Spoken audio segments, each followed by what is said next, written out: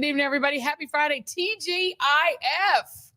TGIF. Thank God it's Friday. Welcome to the Joy Reid Show. Thank you all for tuning in. Big up to the chat. I wore my Team TJRS sweatshirt in your honor. I'm just straightening it out so you can see it. I wore it in your honor. It's available in the store, of course. And you can go to shop.joyreid.com. Shameless plug, but I do love this shirt. It's one of my favorite sweatshirts. But thank you all for tuning in, and big ups to everybody who's listening on YouTube. If you're listening on the Substack, we love y'all as well. If you are listening on a podcast platform, Spotify, we're still a little mad at them, but Spotify, we're going to go ahead and big them up as well as Apple iTunes or wherever you're listening. Thank you all for tuning in. We appreciate you. We appreciate your support. Please be sure to hit that like and that share button. The algorithm really needs it. I want to announce that today we got to 350,000 subscribers. We hit the 350,000 subscriber mark. Jason, can we get a round of applause for all of our wonderful subscribers? Yeah. Thank you. So thank you all for all the support. We are growing and growing and growing. I still want to get to 500,000 by my birthday. I know it is an ambitious ask, but that's what we're doing. We were just talking behind the scenes about some of our plans for Black Friday, because there is this "We Ain't Having It" campaign. There are also a lot of campaigns about not giving these major retailers your money on Black Friday, not giving Jeff Bezos your money as much as we're all addicted to Amazon, doing some things because we need to demonstrate to the regime and to the Republicans who are running this country into the ground that we're not having it, that we're not in favor of fascism, that we oppose it, and we're going to stand against it come what may. And sometimes the only language that fascists understand, not even sometimes, the only language they understand is money. These are super capitalists and they only understand money. So their idea is they're going to max as much money as they can. They all want to become trillionaires. And we're going to say, you know what, you're not going to do that on our backs. You're not going to take away people's SNAP money right before Thanksgiving. By the way, Trump is still in court about that. That is insane that he just, instead of just giving the money up. And again, that's not Congress, it's Trump.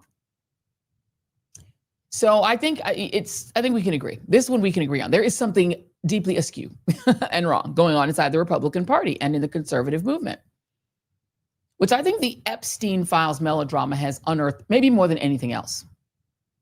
Now, I think it has been clear for a long time, for those of us who have observed and followed the Republican Party's de-evolution from the Tea Party movement on down to MAGA, that the cult is so strong, it's so powerful, and the negative incentives are so bad.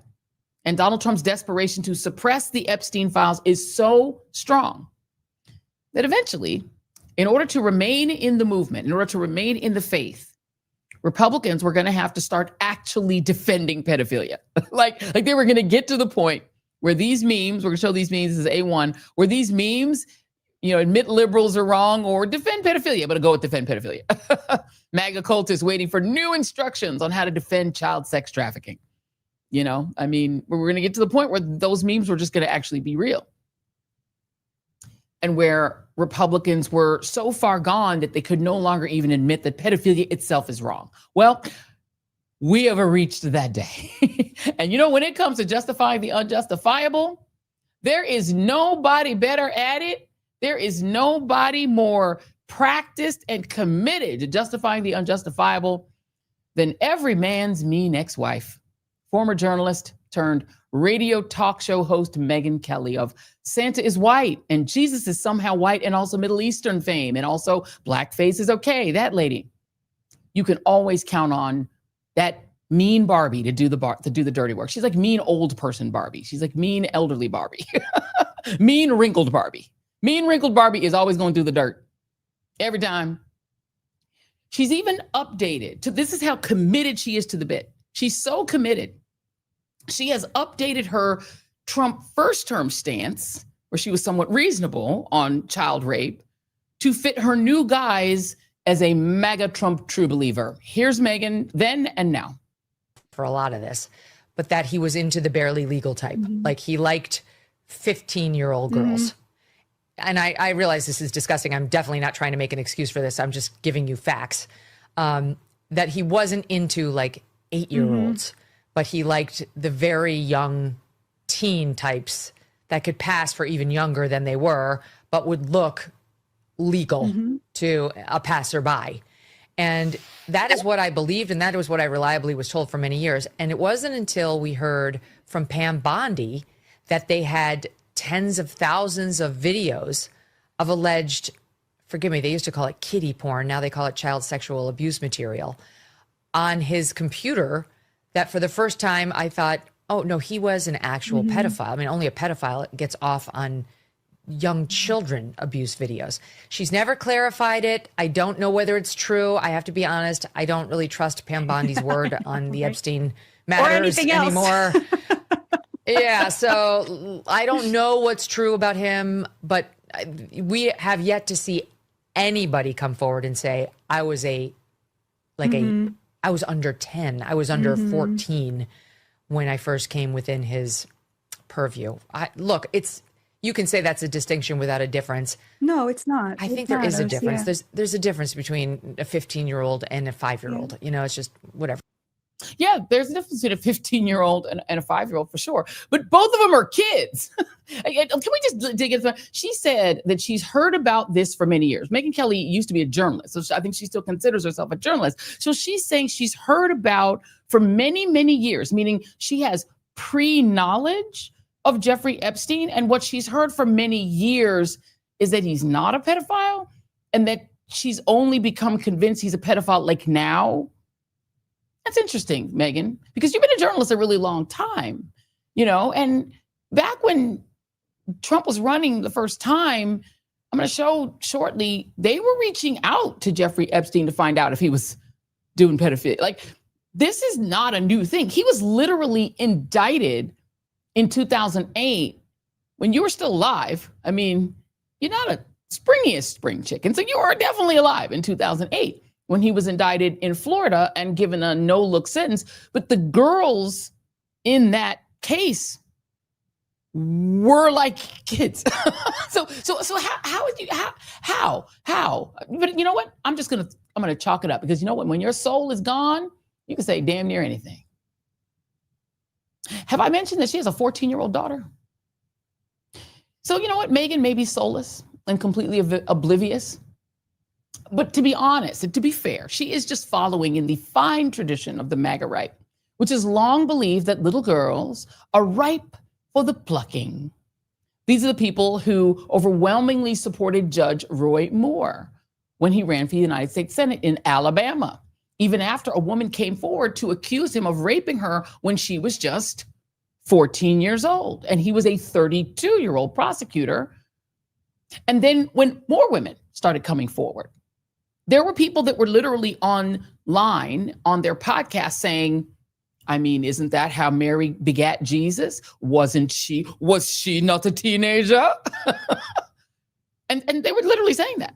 I'm old enough to remember that. I think Megyn is too. Let me show y'all how The View handled this mess back then. This was in 2017 during Trump's first time as president.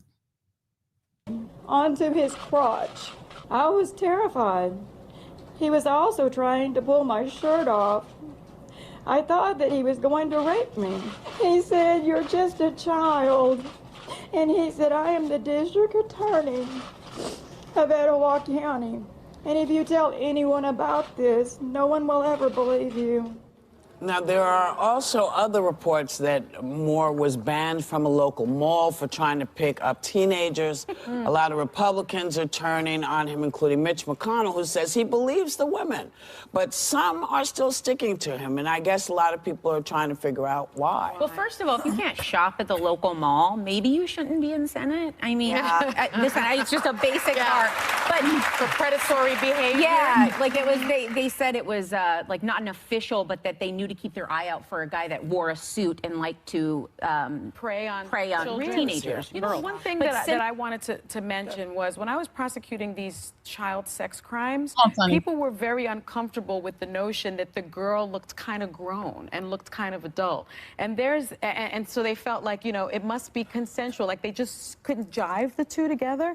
And what I used to do is I used to show pictures of the kid at the age when the predation started, at the age when the grooming started. And it made a big difference. And there's this Me 14, I think, Me at 14 campaign. We have some of them. Look at what 14-year-old girls look like, right? So this is a 14-year-old girl, and she says, I think, this is me at 14. I was on the gymnastics team and sang in the choir. I was not dating a 32-year-old man. Hello. And so that's Let's get to some hot topics. Now, the former reality show star in the White House has broken his silence about...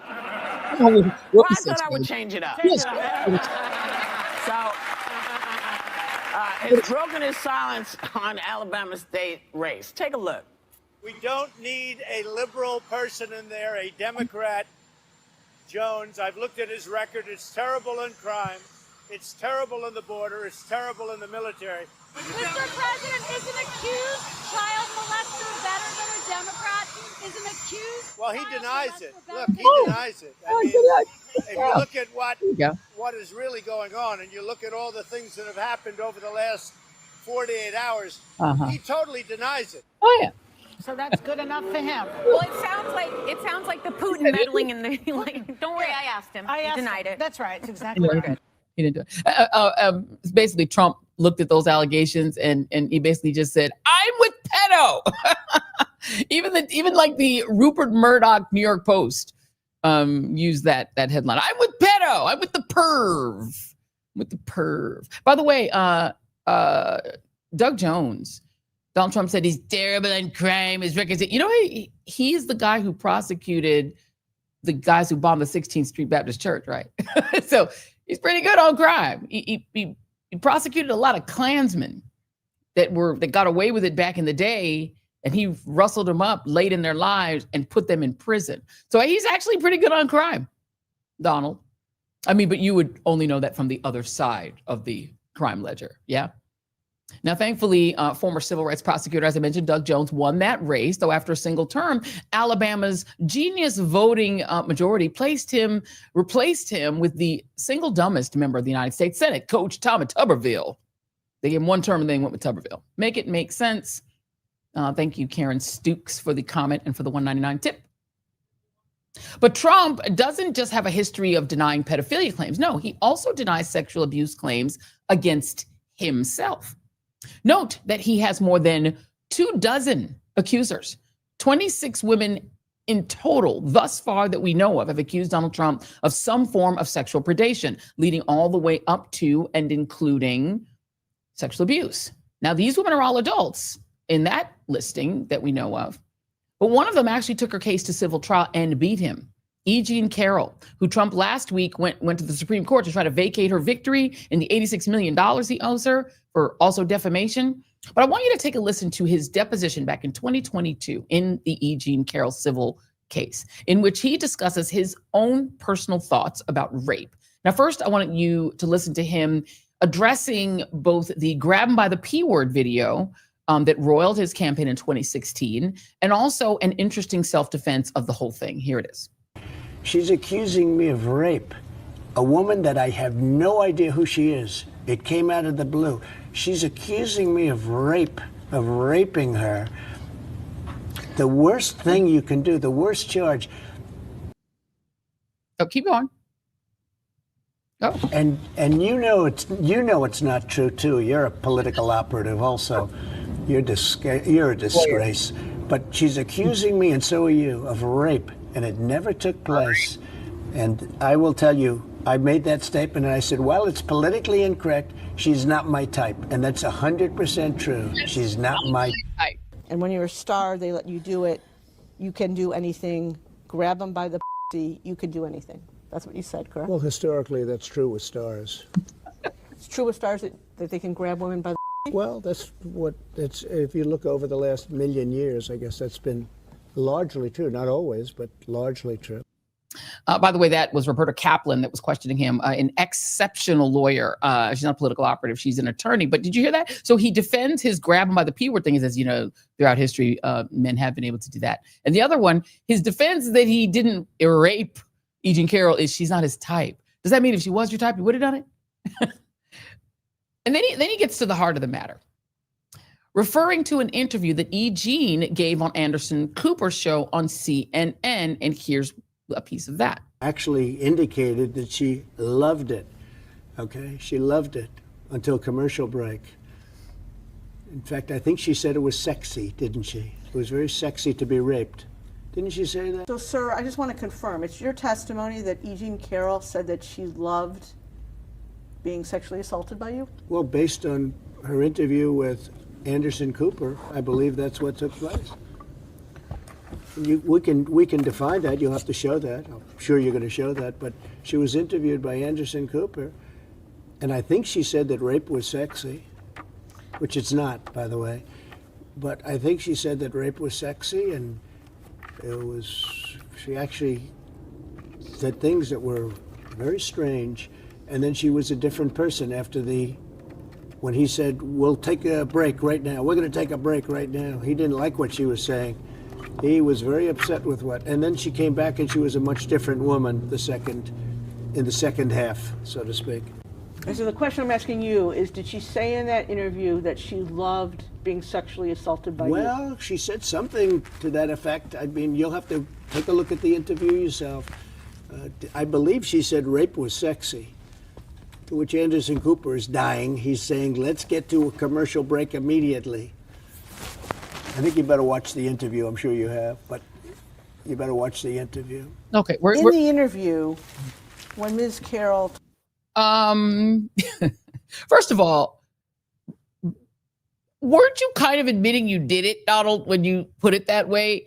She said she loved it. She said it was sexy, but then you're denying you did it.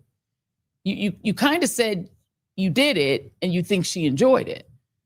And she wasn't referring to a sexy rape. She said it was a violent encounter in which, by the way, what Donald Trump was found liable for doing, what a jury said he did do, was literally grab her by the P word, reaching into her underwear and grabbing her by the P word.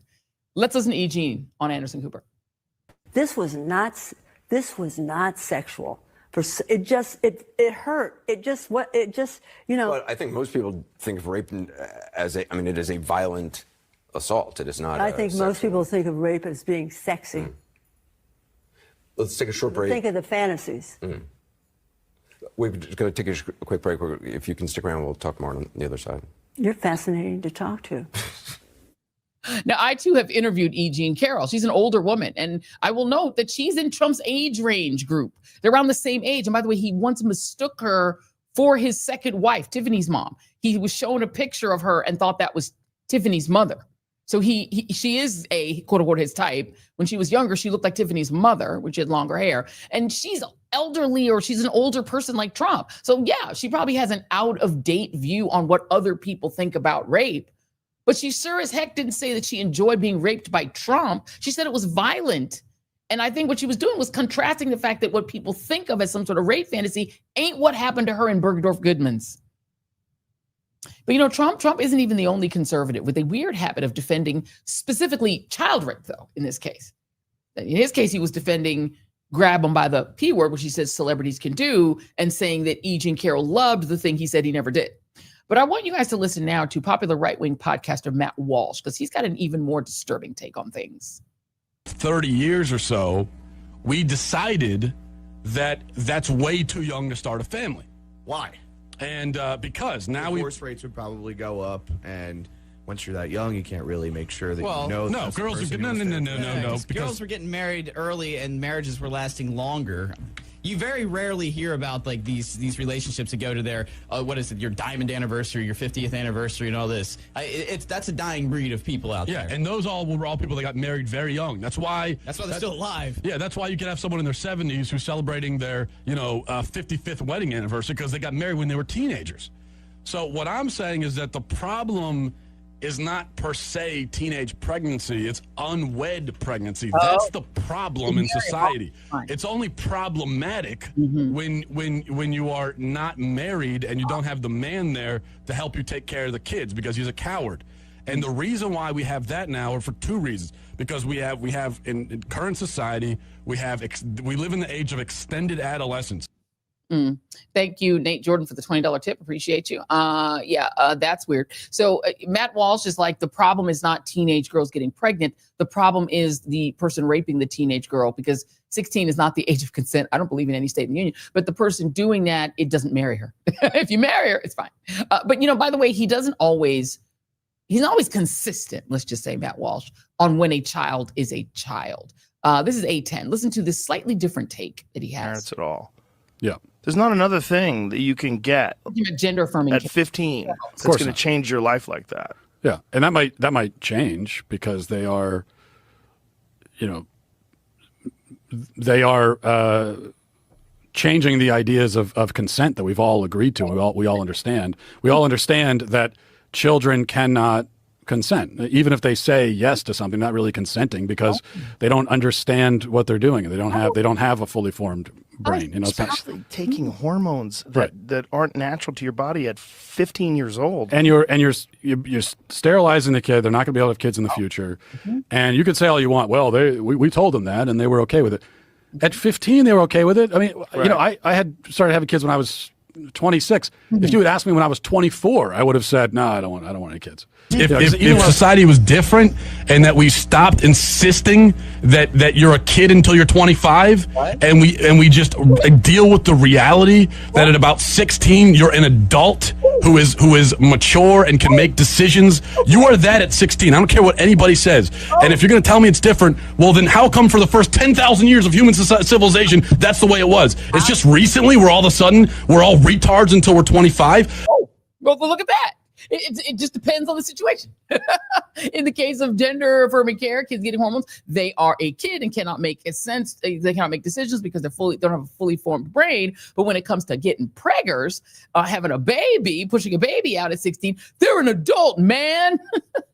Yeah, I'm starting to think that right wingers only believe that guys are children till they're in their 20s and 30s. Can we hear JD Vance on this? Because I think they might. Enough of this BS. We're not going to allow the worst moment in a 21-year-old's group chat to ruin a kid's life for the rest of time. That's just not okay. Like, we live in a digital world. This stuff is now etched in stone online. We're all going to have to say, you know what? No. We're not doing this. We're not canceling kids because they do something stupid in a group chat. And if I have to be the person who carries that message forward, I'm fine with it. Gotcha. So they're kids when they tweet or text, I love Hitler. But they're an adult if you want to get them pregnant. But then they become a kid again if they want hormones because they're trans. It's so confusing, but I think I've got it right now. They're just a kid when right wingers want to control something they're doing, but when they want to put a baby in them, adult. Let's continue this theme, because it does seem to be, unfortunately, a theme in the Republican movement. Let's talk about Matt Gaetz. Matt Gaetz, Trump's original choice, if you will recall, for attorney general before he was forced to resign due to a sex scandal that was even worse than the one Pete Hegseth survived to get his job as defense secretary, which is how Pam Bondi got the job. Here's the Daily Beast headline. I'm just going to read the story. Matt Gaetz's teen sex allegations take an horrific new twist. It's not on screen, but I'm going to read it to you. Gut-wrenching details about allegations of paying a 17-year-old for sex that derailed Matt Gaetz's political career have finally been brought to light. The former Republican lawmaker was accused of taking advantage of a vulnerable 17-year-old who lived in and out of homeless shelters. Newly unsealed court documents show Gaetz has denied having sex with a 17-year-old girl when he was in his 30s, but the allegation was enough to end his nomination as Donald Trump's attorney general.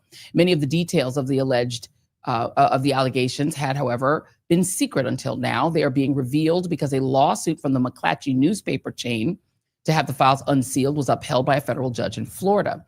That allowed the woman's attorney, Laura B. Wolf, to disclose sickening details of the allegations of Gaetz having sex with the then 17-year-old in 2017. So this young girl told the New York Times, or the lawyer told the New York Times, that her client was still in high school when she met Gaetz working at McDonald's and saving up to buy braces.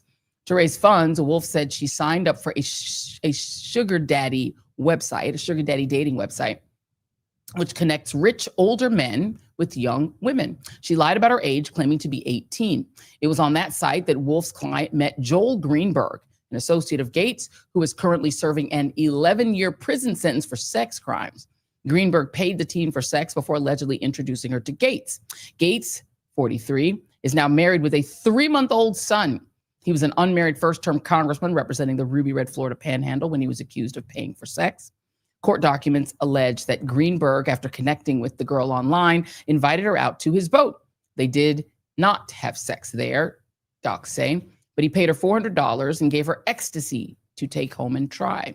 The two met on 8 other occasions to have sex before she turned 18, the unsealed court documents alleged.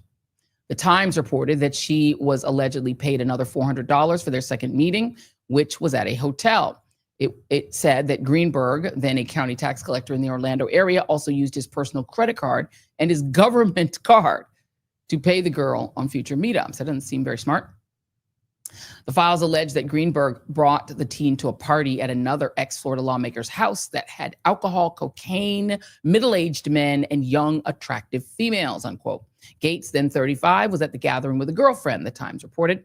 The woman told congressional investigators that she danced and swam naked at the party. She also reportedly told the House Ethics Committee that she had sex with Gates twice that night, either on a pool table or an air hockey table. She also alleged that she witnessed the congressman using cocaine. It's a theme in the Republican Party at this point, yeah?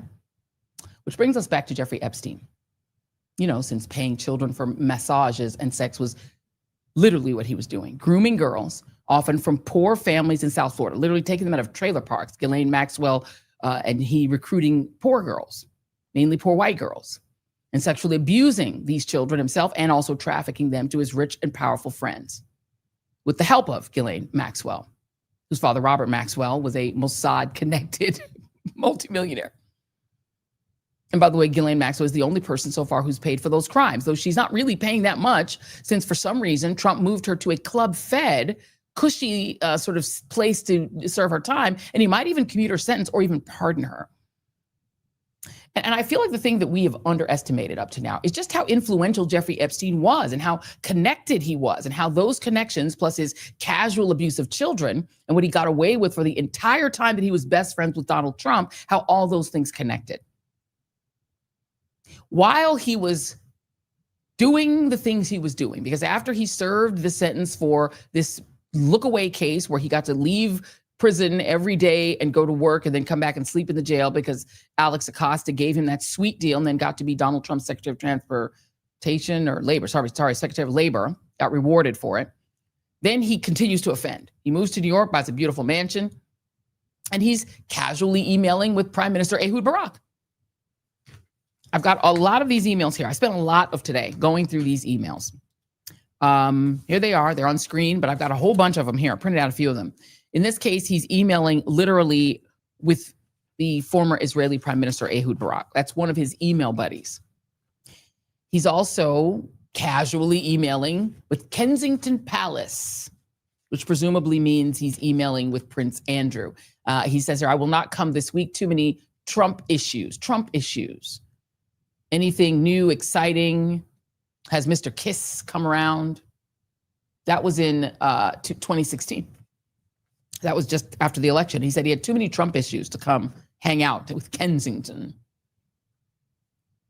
And in the year leading up to Trump's election and all during and even after the campaign, Epstein was obsessing about Donald Trump. I read through these emails. A lot of them are about Donald Trump.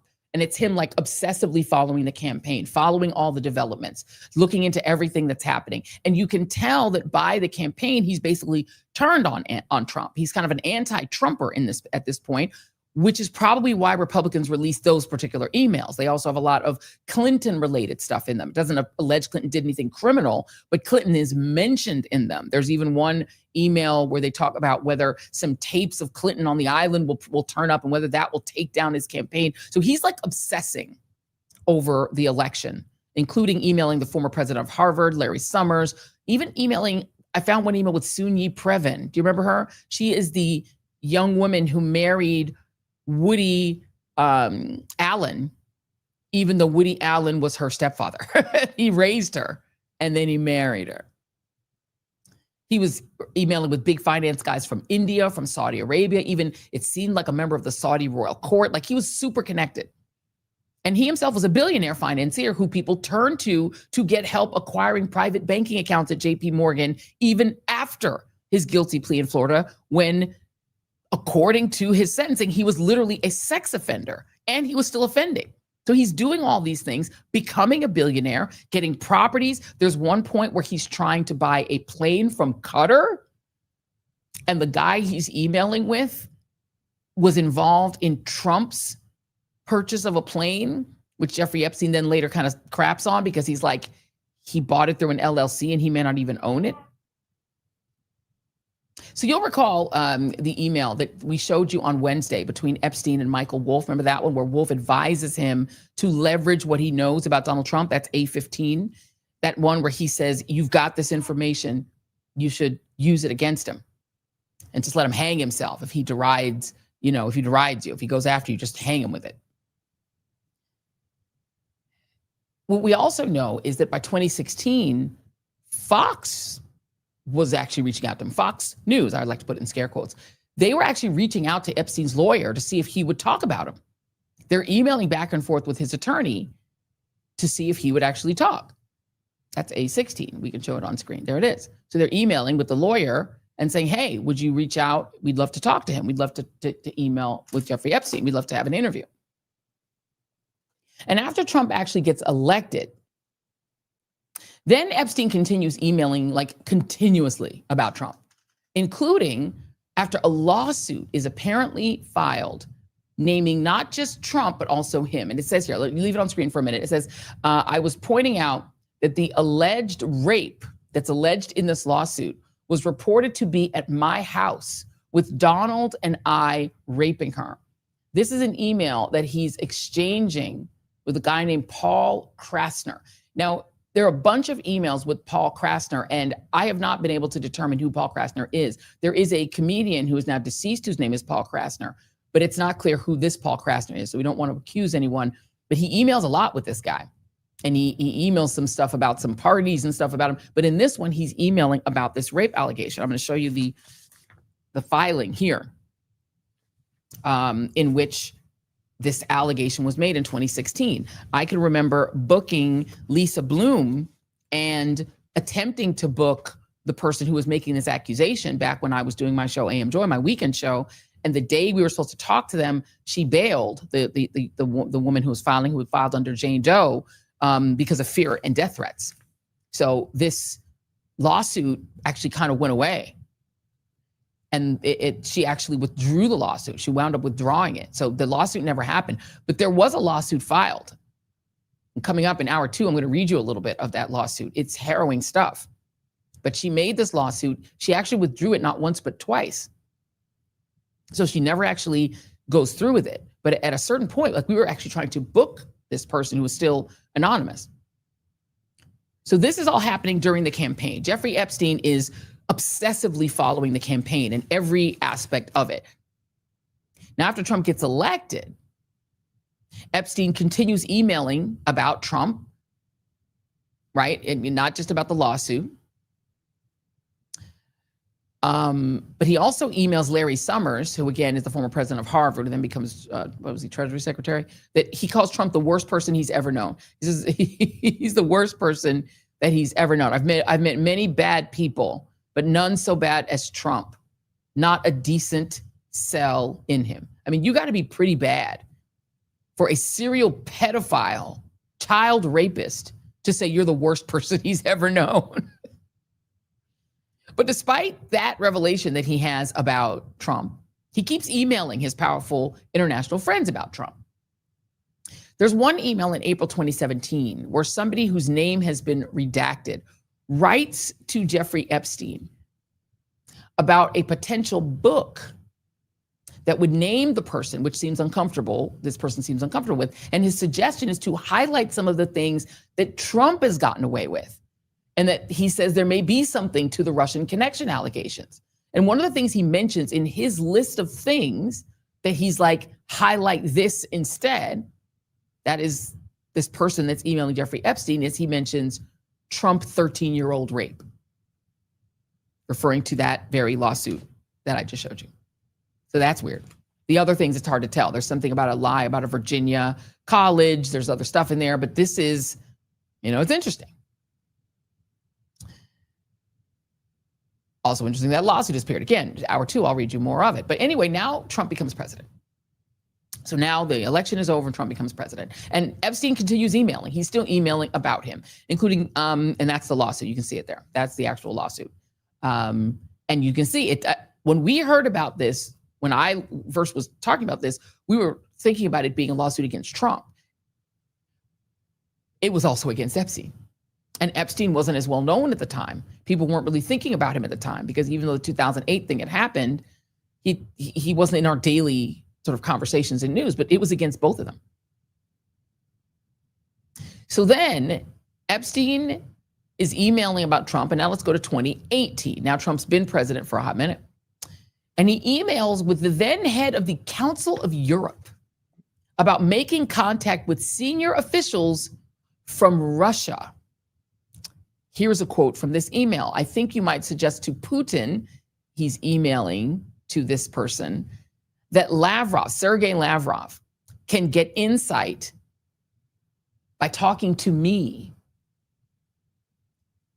And he says to this person, and the person he's emailing is a guy named Thorbjorn Jagland, who's the Human Rights Organization, the UN Secretary General at the time, the Council of Europe's, Human Rights Secretary General. And this is in June 24, 2018.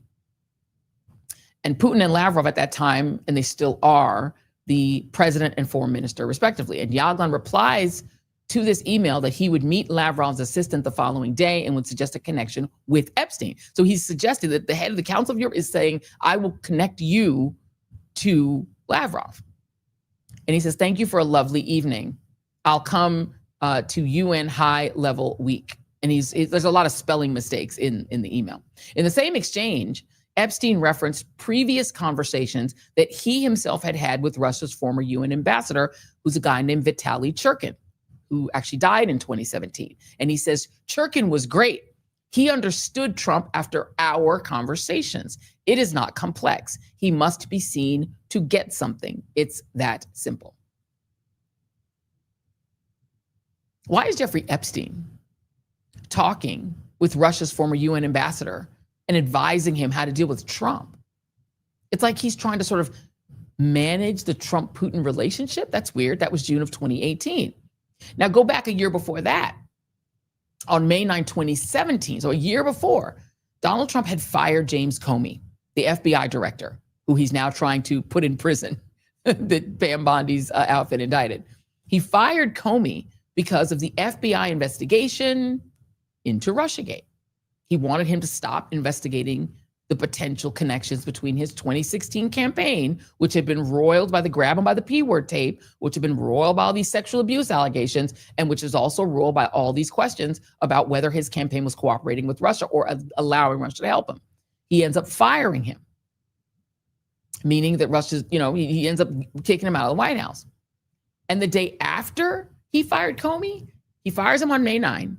And on May 10, literally the next day, Trump invites Sergei Lavrov, who, by the way, is widely believed to act as a Russian spy. He invites him not just to the White House, but into the White House. He goes into the Oval with only Russian observers present. In fact, it was the Russians who wound up releasing photos of the event.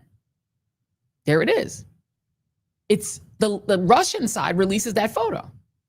He brings him into the White House literally the day after he fires the guy who investigated Russiagate. And during that meeting, Trump reportedly handed the Russians classified information about a U.S. ally.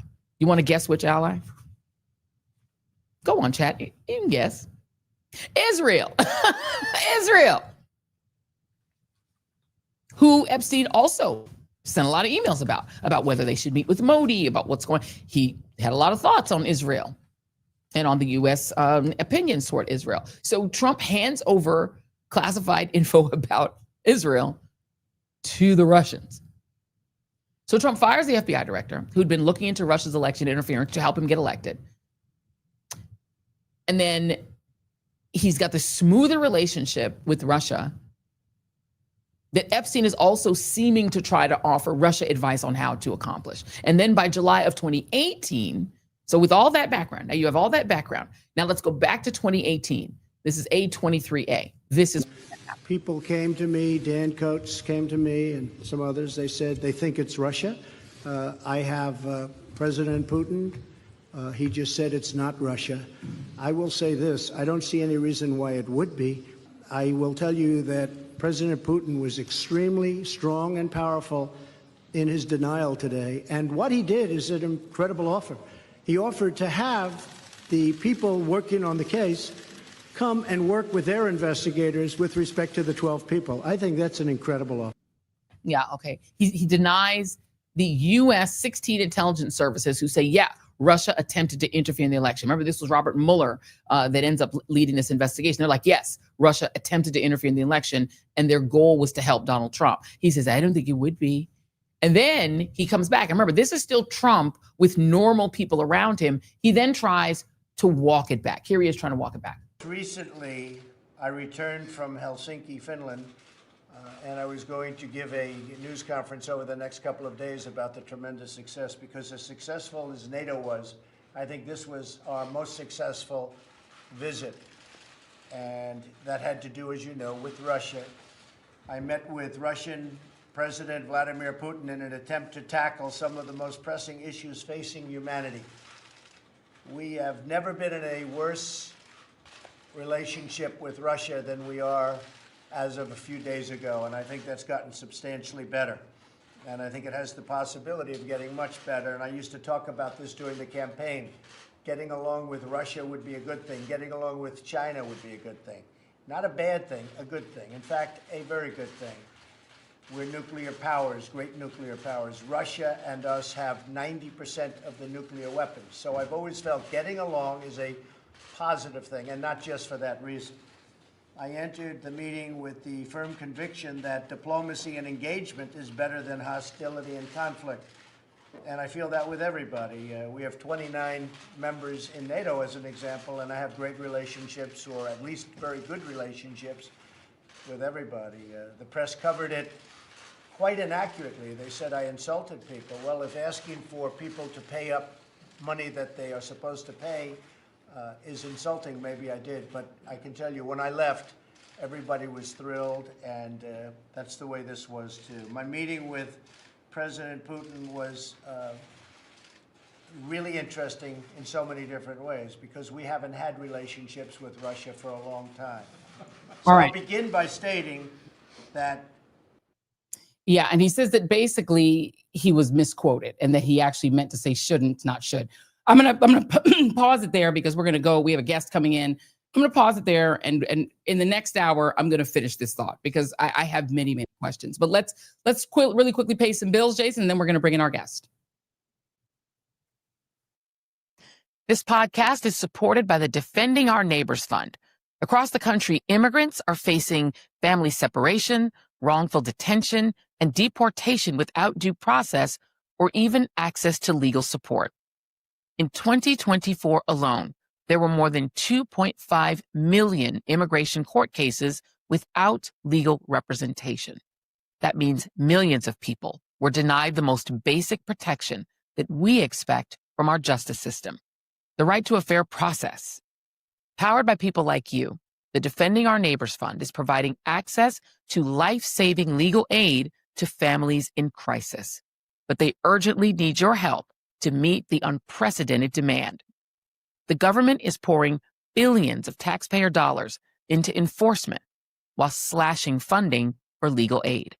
That makes your support more urgent than ever. Help defend your neighbors and keep families together. Donate now at defendingourneighbors.org/fund.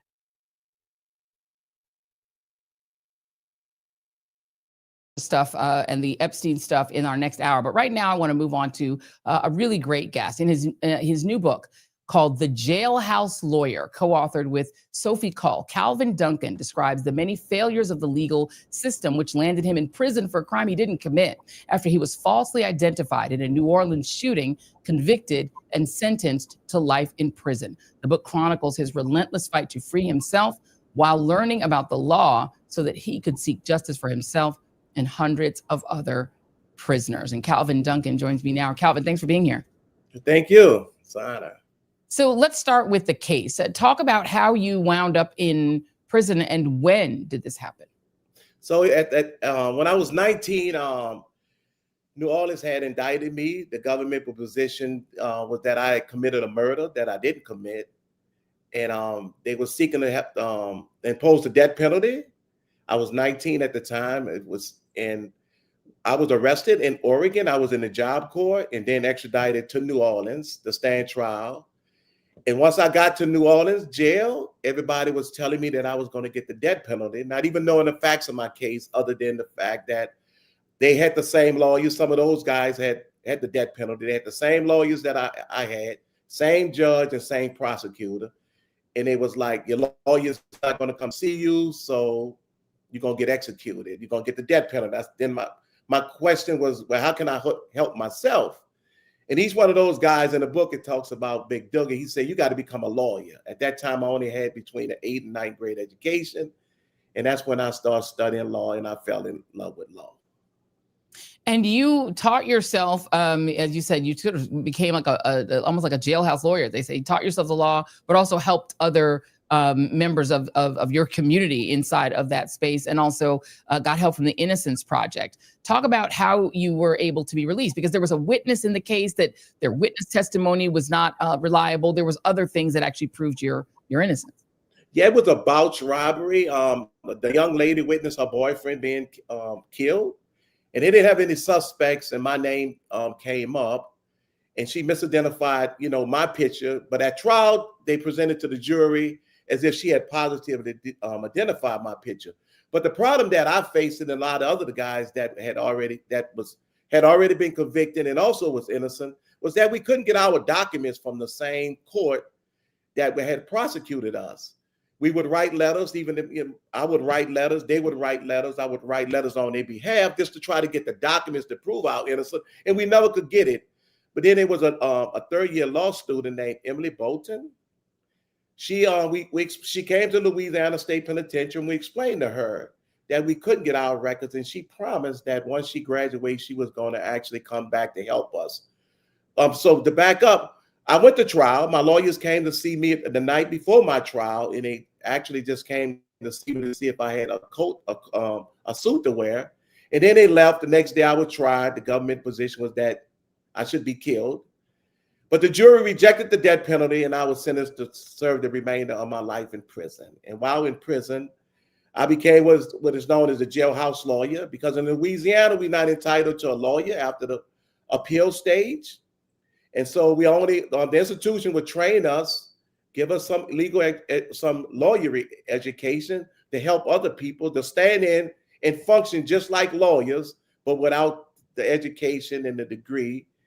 And one of my jobs for 19 years at Angola was people that had actually been sentenced to Louisiana. Wow, it is a deep story. Unfortunately, not an uncommon one in this country. You went into prison at 19. You came out at 60. No, I came out at 47. When I came out, I got out on a Friday. I got out on a Friday, January the 7th, 2011. That Tuesday, I was on Tulane campus trying to figure out how to go to law school. And so at 57, after I had obtained my bachelor's degree, associate degree and bachelor's degree, I immediately enrolled in law school at Lewis and Clark. And at the age of 57, at the age of 60, I received my JD from Lewis and Clark. And recently, in May of this year, I received an honorary degree from Loyola and was the commencement speaker. And so you're now running for office. You're running for clerk of the court in the same New Orleans district that once denied you access to your records. Tell me what inspired you to run, other than your incredible life story. So the life story is the reason why I'm running, not being able to get my records to prove my innocence. And when I finally get the help to get the records, they told me that I was procedurally barred. So when I got out of prison, I immediately started trying to help other people that was in prison get access to their records, and I couldn't. And New Orleans is the only court in this whole state where it's difficult to get our records. So immediately I said, when this position become available, I was going to run for office. But I had to first be qualified. That is, I had to go get my education. And I did just that. So I graduated from Lewis and Clark with my JD in 2023. I came back home, continued to help people to get access to their records, which was a difficult task here in New Orleans. And besides, Louisiana is the incarceration capital of the world. And most of the people actually come from New Orleans. So once my book was released on a Thursday, sometime in July, the following day I learned that the position was open, and I immediately qualified to run for office to make sure that what happened to me don't happen to nobody else. And right after I qualified and started running this race, we learned that they had dumped a lot of the court records in the landfill. Just dumped them. Dumped them in a landfill? Is that even legal? No, it's not. Actually, dumping those records is that the people records that was dumped in the landfill, those people are going to die in prison because now we can't get access to their records. Wow. So that's why I got in this race, is to make sure that what happened to me and what's happening to the rest of the people in prison it never would happen again, especially once I'm elected, if it's God will that I am elected tomorrow. Can you talk about some of the things that you missed out on and lost while you were in prison? Well, I missed on a lot. I wasn't there to raise my daughter. You know, first time I held my daughter, she was like 3 months old. I wasn't there for my sister when she needed me, because it was my sister and I.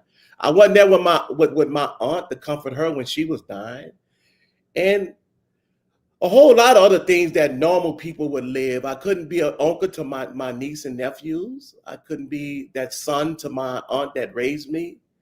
I missed out on a lot of things. I missed out on just being a kid, you know, just going to school and experiencing college like a young person would experience, and going to law school and experience it like a young person would experience. But I'm grateful that I was able to eventually do that. Yeah. Are you in touch with some of the people that you were incarcerated with and continuing to assist them? Yes, I'm very much in touch with them. As a matter of fact, we had a law in Louisiana that allowed people to be convicted when all of the jurors didn't agree, called the non-unanimous jury verdict. And in that case was Ramos versus Louisiana. What I would do is go back to the prison. I would find people that actually wasn't convicted by unanimous jury. And then once I learned about those cases, I would seek pro bono assistance from the Promise of Justice initiative here in New Orleans to find pro bono lawyers to actually litigate the case to United States Supreme Court, because we had a case called Apodaca that said that it was okay for the people in Louisiana and Oregon to be convicted, despite all of the jurors did not agree. So I explained, I'm bringing that up so that I constantly go back to the prison to help people provide the legal assistance that a lawyer would provide, but we're not entitled to a lawyer. Yeah. And my exit question to you, you said Louisiana is the incarceration capital of the world, and now to include taking people that ICE is snatching off the streets in other states and locking them up there. Do you believe that Louisiana is this way? Particularly your governor right now is a horrible human being. I would say this is just my personal opinion. It's almost as if they want to use that labor you use prisoners as labor, right? Like slave labor. Yeah, so the unfortunate reality here in Louisiana is that we use human beings to provide jobs. The more people you lock up, the more jobs you provide. Like at the Louisiana State Penitentiary, it's because of a lot of people that's incarcerated, that is a lot of jobs. And so any kind of way that they could use human beings, whether it's us, whether it's kids, whether it's the people that came to this country to find a better life, we have a history here, and especially in. Oh, I think he's freezing. Let's see if he unfreezes, because I want to know his website. Come on, Calvin's internet. Okay, I'm good. Oh, there you are. You're back. You're back. You see me? Yeah, go ahead. We got you. So no. Calvin, if you can come back in, or hopefully you will unfreeze. I think your internet might be a bit choppy, but if you do unfreeze, we really want to get your website. Give us your website and when is the race? Oh. The race is tomorrow. The election is tomorrow. So I would like for people to donate to calvinforclerk.com. We need the donations to do this, the win this race. And we would like to send a message to Louisiana, especially New Orleans people, to go out and vote. That sounds like a plan. calvinforclerk.com. We're going to put that in the description here. I'm going to put on the Substack as well. Calvin, we really wish you the best. Calvin Duncan, what a heroic thing you're doing for other people. And thank you for giving back to the community despite all that you have been through. Thank you, Calvin. Thank you. All right. We're going to make sure that we put that link in there. Calvin's internet was not wanting to let him be great, but he is great. And I think that he should win. He deserves to win. And isn't it interesting that Calvin served from 19 to 47 for a crime he did not commit. Donald Trump is a 37 count felon, and he was sentenced to no time because it was seen as too controversial to put him in prison for his crimes. He was found liable for sexually abusing and defaming E. Jean Carroll. That was a civil case. There was no jail time even on the table. Jeffrey Epstein, we're going to talk about this more in hour 2, railed against the fact that he was convicted in a state case for trafficking. They used the sort of Mann Act style trafficking laws against him, but he only served a very short sentence and was able to go to work every day and be driven by Florida sheriffs to work every day, like they were his chauffeurs. But he was still mad about that. There is definitely unequal justice in this country. And Ghislaine Maxwell, who did get 20 years for sex trafficking and abuse, she's trying to get her sentence commuted or overturned outright, because these people don't believe that they ought to have to pay for their crimes. It's disgusting. And people like Calvin pay for things they didn't even do.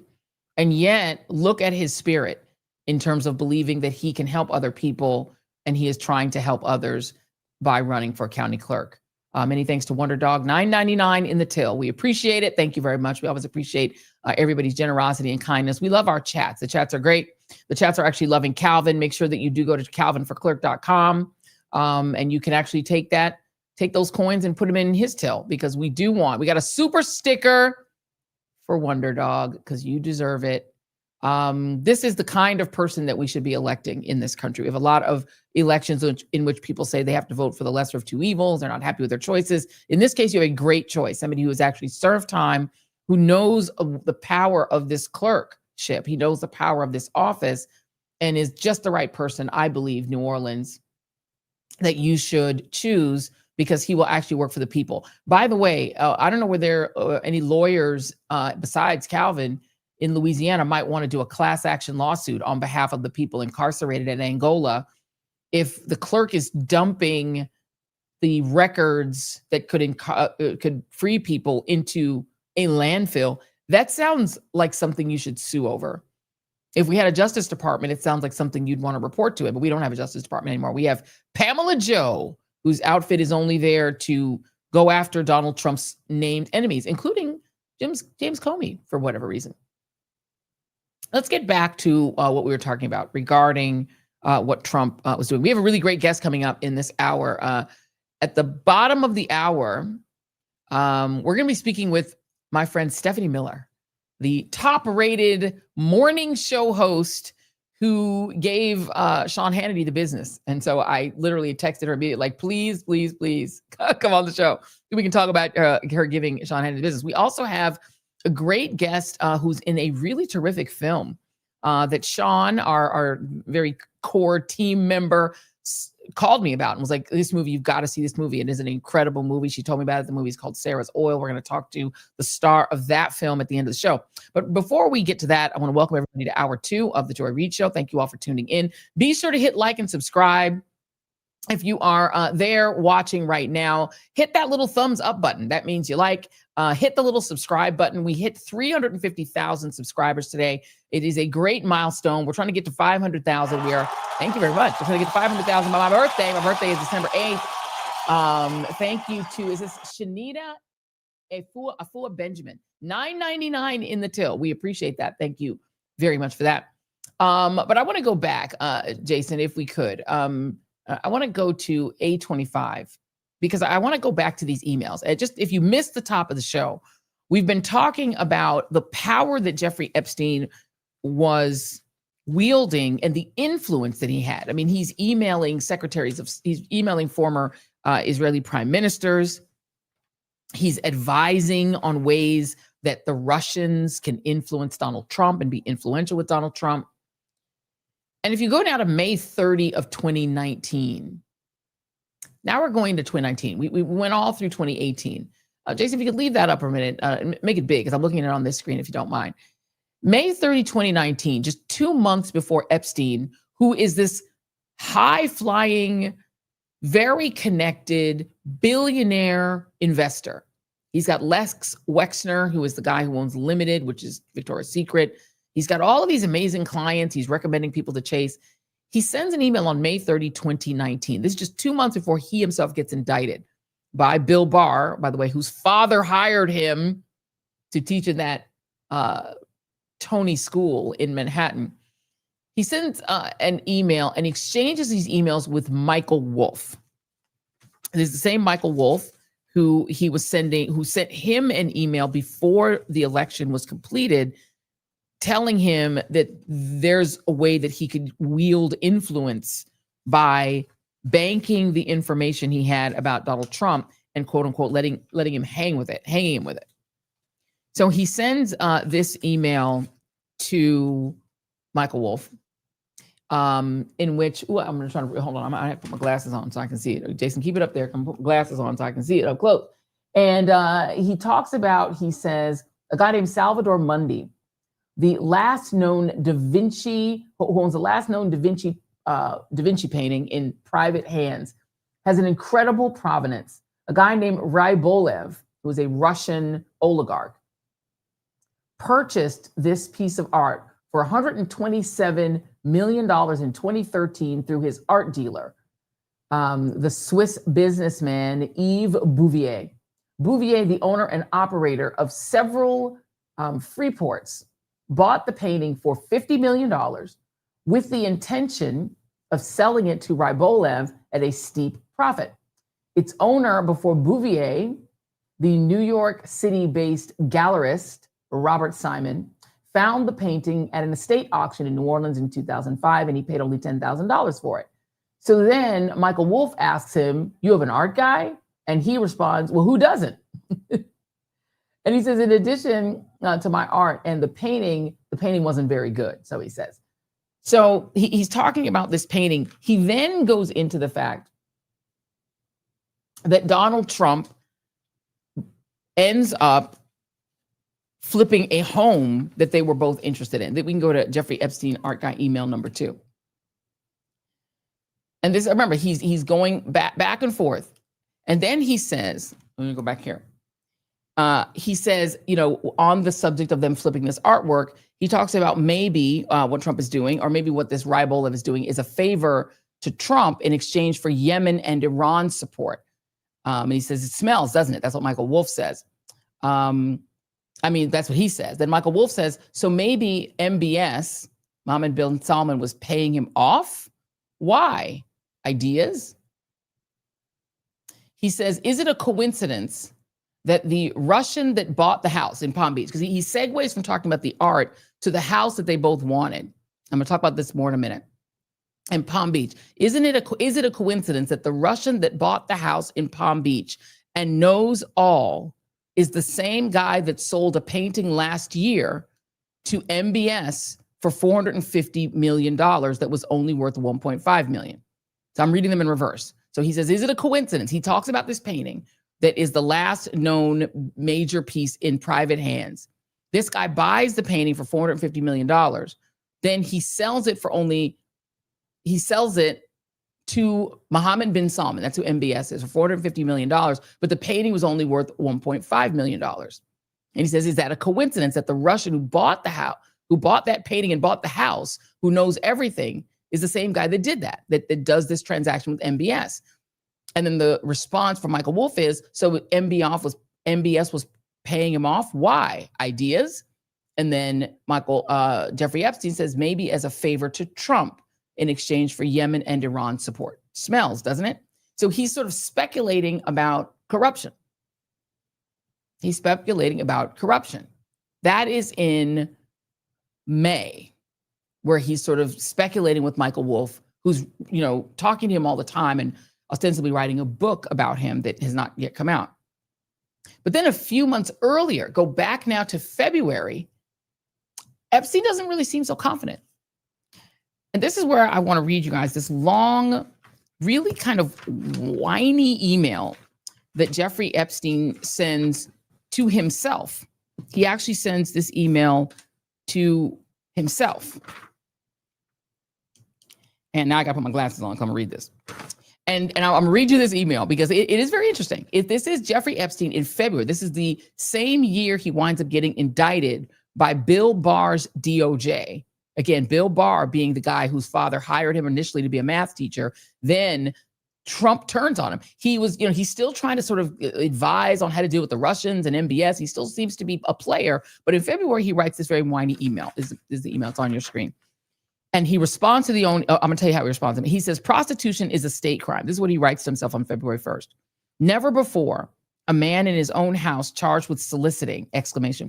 In Florida, first offenders are required to take a sex ed class and get pretrial diversion. No criminal record. There was a felony solicitation for the third offense, all caps third. The grand jury was held and they found me guilty of one count of felony solicitation because there were many girls. Mandatory diversion. Sentence, ! A grand jury usually only for capital murder cases. Riccarsi and Ryder, police chief, he's naming these people, pulled my garbage for months and surveilled the house, letting all the girls come and go, ? Called the FBI. They did not like the grand jury result and released to the press the raw sewage of police interviews, i.e. no girl was cross-examined ever, he says, unheard of. The girls returned to the house multiple times for $200 for a rub and tug. No sex. Some worked in the local massage parlors. He has a spelling error that he puts a low CAC, but he means local massage parlors.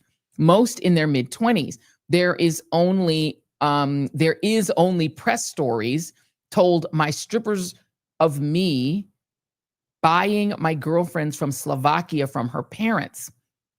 His grammar's terrible. Girls under 15, all made up to get press. FBI puts a task force together, title Operation Leap Year, to investigate my personal massage activity. Nuts. Interviews my chiropractor, medical info, etc. Then he goes, and there's a redacted bit here, but the assumption here is he's talking about Virginia Giuffre, who was the first accuser to go forward, to come forward. And she said, and I think this is Virginia Giuffre, worked at Mar-a-Lago. Trump knew of it and came to my house many times during that period. The testimony of the houseman, John Alessi, confirmed it. Speaking of Trump now, he says he never got a massage. Abe Grossman, a friend of mine, ran into financial difficulty with assisted living homes. His home was listed at $45 million with no takers for months on end. He and I agreed to a price of $30 million. His wife, who they black out her name, ends up going to jail for lying to the bankruptcy trustee about her jewelry. This is in the summer of 2004, meaning 2004. And then he says, I became the stalking horse bidder at $36 million, i.e. if someone bid higher, I would receive a fee. And this is where we get back to Trump and the very expensive painting. Because now this is the same guy involved in the house. Okay, here we go. Trump buys the house at the telephone auction. Only me, Trump, and his friend Pulte, the developer. Pulte, who's now the guy who is referring Lisa Cook, Tish James, and others. He comes from the Pulte real estate development fortune. That's the same guy referring all these people for mortgage fraud, Pulte. So he's the third person in this transaction. So he says only me, Trump, and his friend Pulte, the developer, apparently knew about it. He quickly puts it on the market, Trump, for $125 million, serves the purpose of a justification for a high sale later, and no one will touch it. Is it bought in the name of Trump Properties? It is bought in the name of Trump Properties, LLC. No idea who owns it or what else it, and then he puts in quotation marks, owns. Turn on my fan. 3 years later, 2008, he sells it to this guy, Rybouliev, for approximately $100 million. He should have had a 50 million plus capital gain. He tells people and press he spent 20 to 30 million to fix it up. That would justify a reduction in capital gains. Key question, how did he report the sale? If he did it all on his 2008 tax return, he has no money when he buys the house. His business model is putting his name on real estate developments, and he gets a fee for using his name. The hotel biz is just that. Someone else buys the hotel, hoping to make a profit from its operation and eventual sale. Trump put his name on it and get a 2% fee, red grammar, and maybe a piece of the profit, if any, on sale. He touts the project as his, just as his current financial statements on file as president, he lists his quote unquote income. He puts that in quotes as the gross receipts, he puts gross in all caps, of the clubs with no expenses deducted, not his personal revenue, i.e. the Doral Golf Club loses money every year. It pays out more than it takes in, but he lists the revenue as his income. Then he puts in all caps, amazing. So it does seem like Jeffrey Epstein was keeping notes on what Trump was doing in his business and sending those notes to himself. Why? I don't know. Why was Jeffrey Epstein so interested in what Donald Trump was doing financially to the point where he sent himself a letter? And he responds to his own email that he sends to himself on February 1st, 2001. He sends this letter, and then he forwards the letter to Michael Wolff. The letter that he sent to himself, he sends it to himself first. It's from Jeffrey Epstein to Jeffrey Epstein, and then he forwards the letter to Michael Wolff. And what he says in the forward, have fun. Michael Wolff, remember, advised Jeffrey Epstein in 2016, you got something on Trump, hold on to it and use it as leverage when you need it. This is the February before he gets indicted. He gets indicted in July. And he is forwarding what sure looks like at least his interpretation of receipts about Donald Trump's business dealings and about this transaction. Because remember, we've been told that what made them fall out was this home, where now he's explaining it, where he had a friend that was down on his luck. He offers to buy the house. Trump beats him to it. Only he, Pulte, and Epstein, the three of them, Trump, Pulte, and Epstein, the only ones who know about this. The guy's wife gets in trouble for lying on the bankruptcy forms, and he needs to sell the house. Trump buys it and flips it to the same Russian that's buying expensive art and flipping it. There's some weird stuff. And it seems like Jeffrey Epstein kind of knew weird stuff about Trump, right? It's weird. It's just weird. I don't know what to make of it. And I need to read through more, but it's very interesting. And so my question, it's all weird and creepy, right? But with all of this, to me, what I wonder, reading through all of the stuff that I've been reading today, is did Jeffrey Epstein have something on Donald Trump, like something really concrete on him? Because all of that is about his finances and stuff he's buying and art he's buying and selling and did he have something more on him? I mean, why after all of the decades when he was raping and trafficking girls and getting away with it and still being toasted by the high and mighty, why was he suddenly brought down in July of 2019 by Trump's own Justice Department, when he was literally still referring high clients to JP Morgan? What changed? Why the whiny email in February? And then in May, he's still talking about how to leverage sort of the Russia relationship. What is going on with that relationship? Were they enemies? Were they friends? Were they now enemies? What was his tack on Donald Trump? What did he think he was going to get out of Donald Trump out of the relationship he used to have with Donald Trump. And why was Trump feeling so free to court Putin in Russia after getting rid of Comey? And I'm sorry, why is he trying to get Comey indicted now?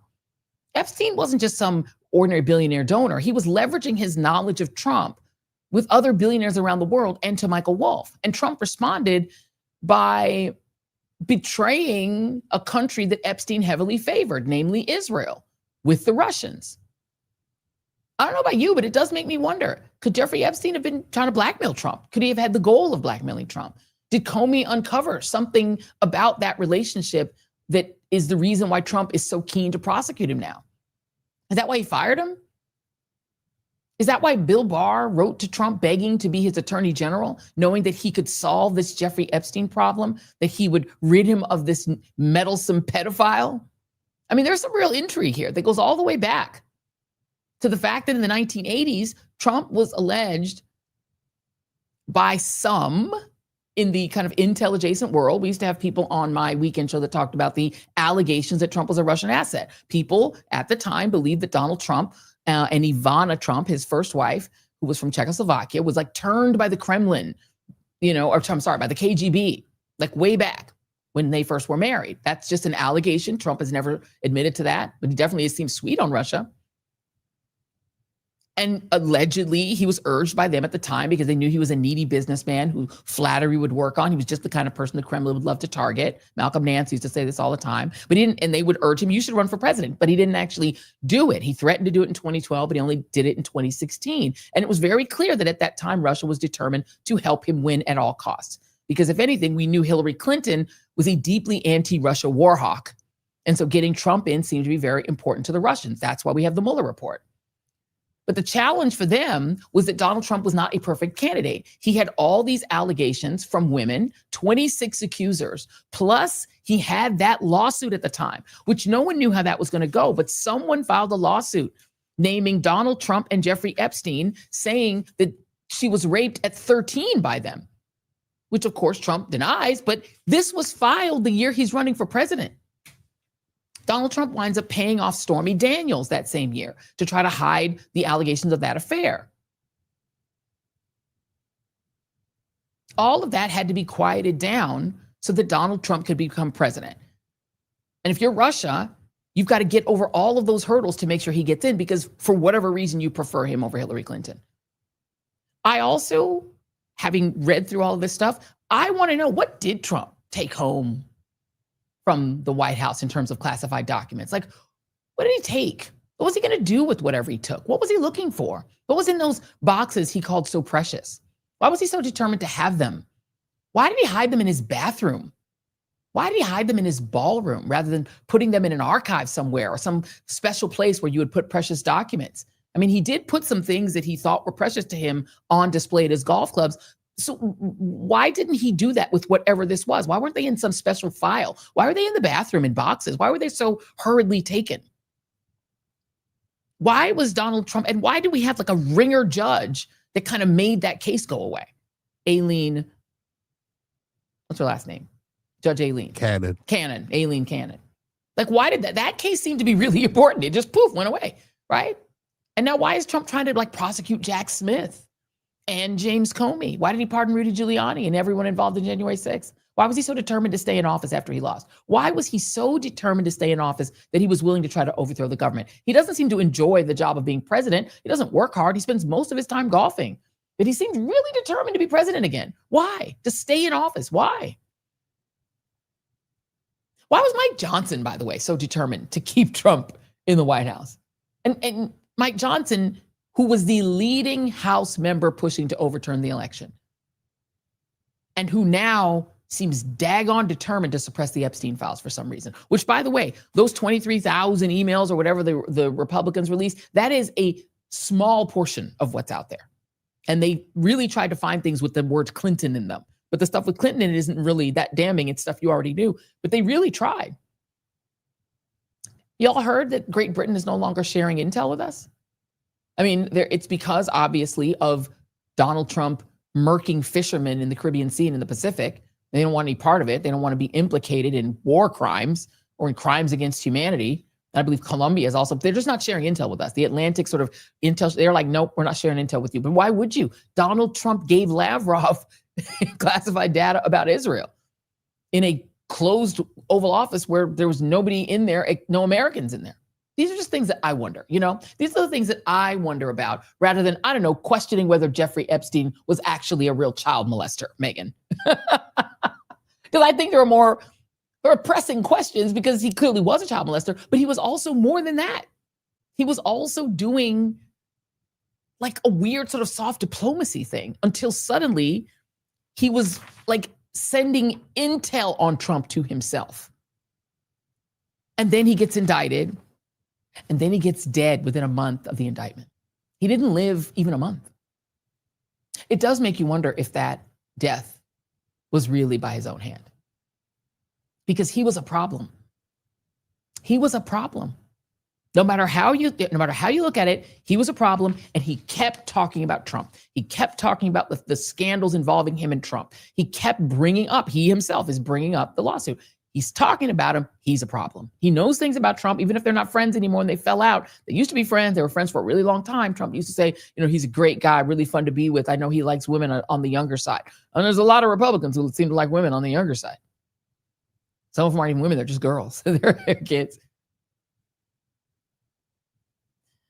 Let's play this other guy who was involved in he shows up too. He's somebody that Jeffrey Epstein knew, and he seems to have some thoughts about things. I'll tell you right now, as God is my witness, if we lose the midterms and we lose 2028, some in this room are going to prison, myself included.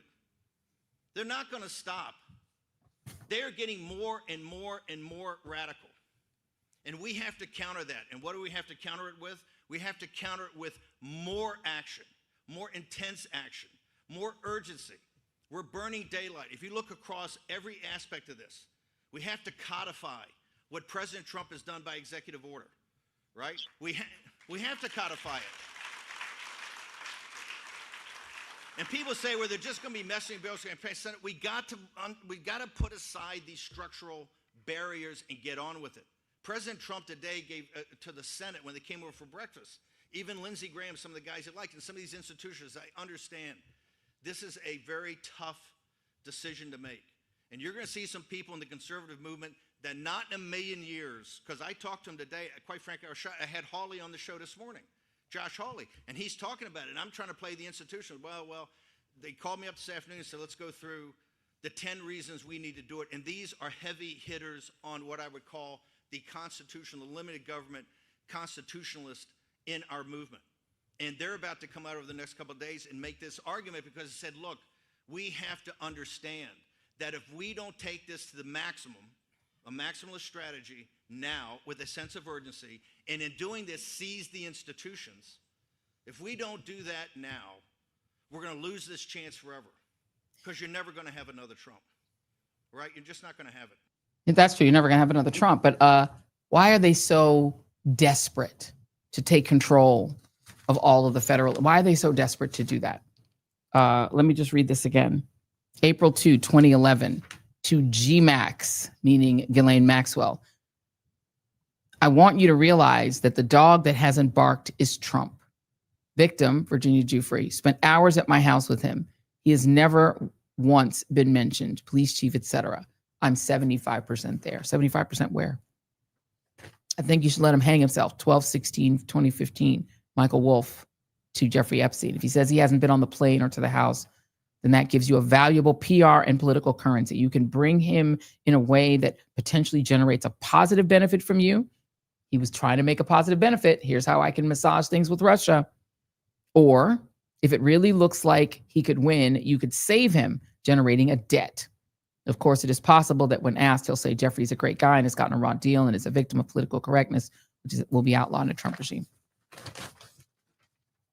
What was the debt? Let's move on to our our next topic. It's interesting stuff. It definitely makes me wonder about about how he died. So speaking of the Jeffrey Epstein saga,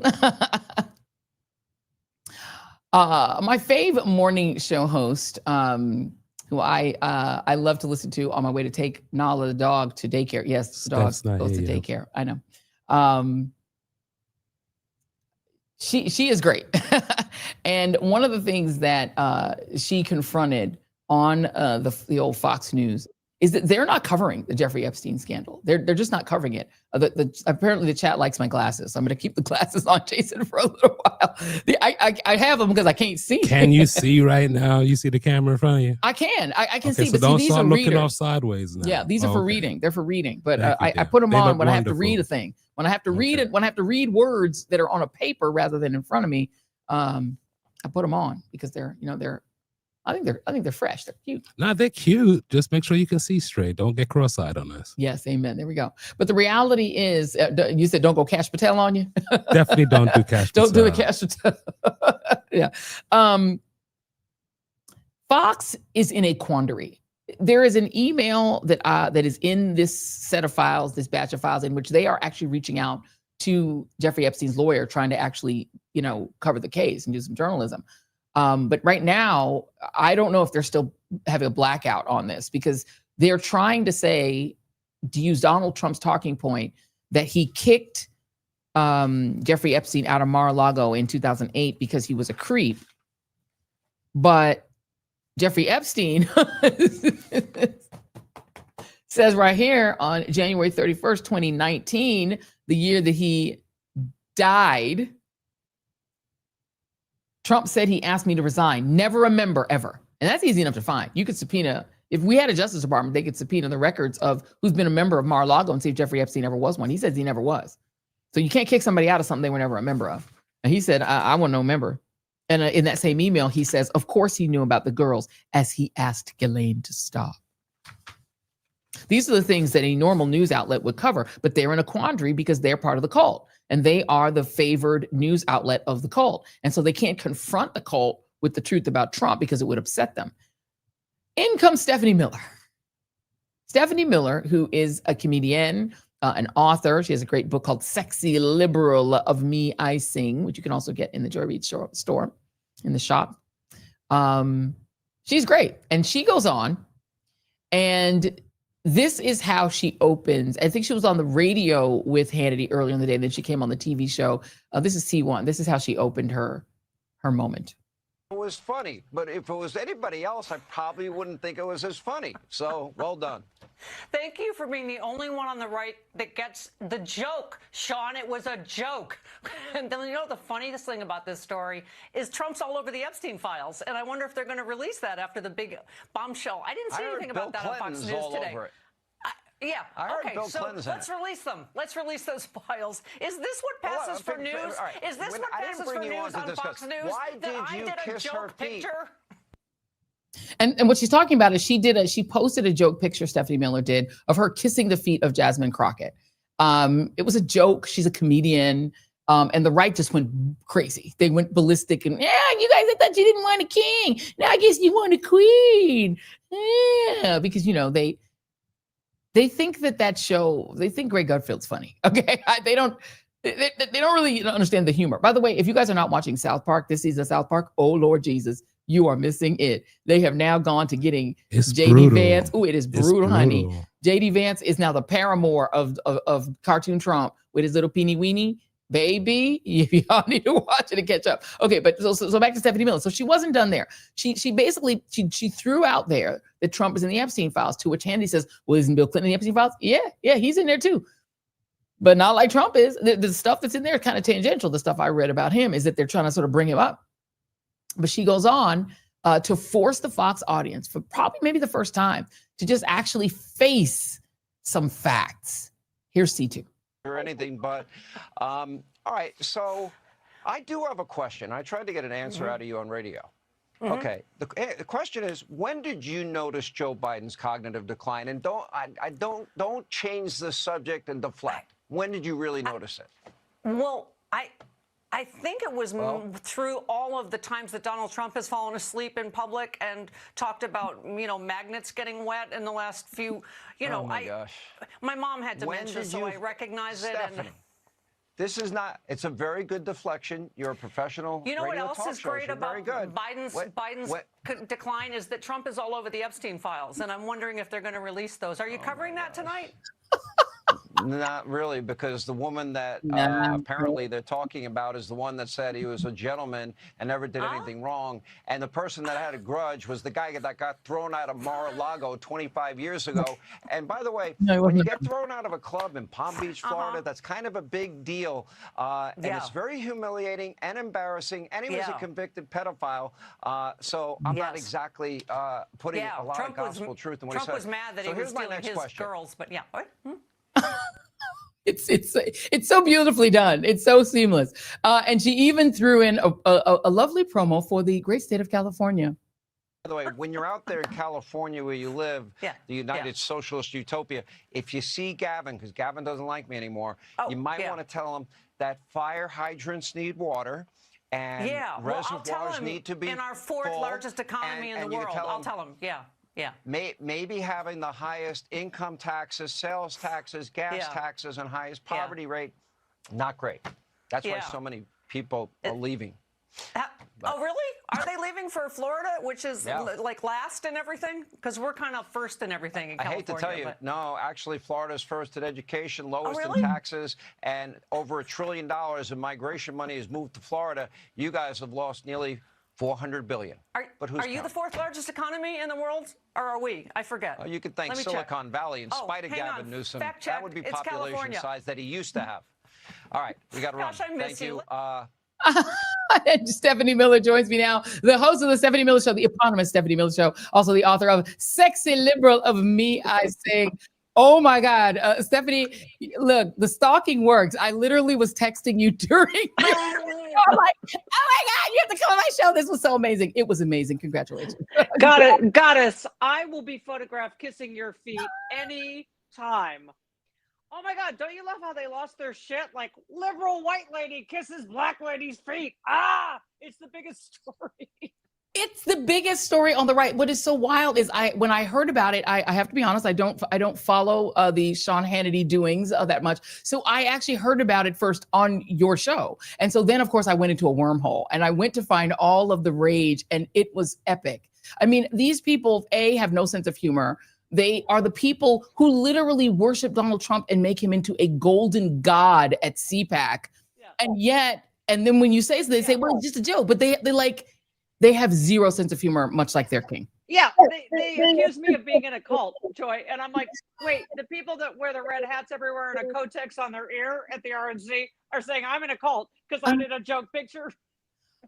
Look, you know what? If Jasmine Crockett forms a cult, I might consider joining. I'm not going to say I'm not going to join. I'm not. And you know, the funny thing, Joy, is that segment turned into a commercial for Jasmine Crockett. Like, they play the Charlemagne the God saying she's the leader of the Democratic Party. And I'm like, you got me. I love her. Okay. You know, you've known Sean Hannity for a long time, because he actually has been doing radio for a really long time, longer than obviously he's been doing Fox. And so radio folks tend to know radio folks. Do you think that Sean Hannity believes most of the things he says, or to you, is it performative? You know, Joy, it's hard to tell with these people. Like, honestly, we were texting each other the whole way to my, trip to Fox. And then we texted each other all day yesterday because I felt kind of bad. I was like, oh, I know you're mad at me. He deserved it. But and he's like, I don't need to do this anymore. I do it because I love it. And I'm like, well, I'm in progressive radio, so I really need to keep fucking doing it. So I felt like, Joy, he might be dumb enough to Venmo me $20 million, which I asked for. I'm like, can I borrow $20 million? And I felt like he'd be like, okay. There was a chance. It was a chance. There's always a chance. I mean, the thing about it is, to me, that's interesting is the Fox audience, the word news is in the name. So I think they think it's the news. But the things that are excluded, what you did that I think was so brilliant is that you used the sort of Gish Gallop a bit technique, but to force a piece of actual news onto Fox News.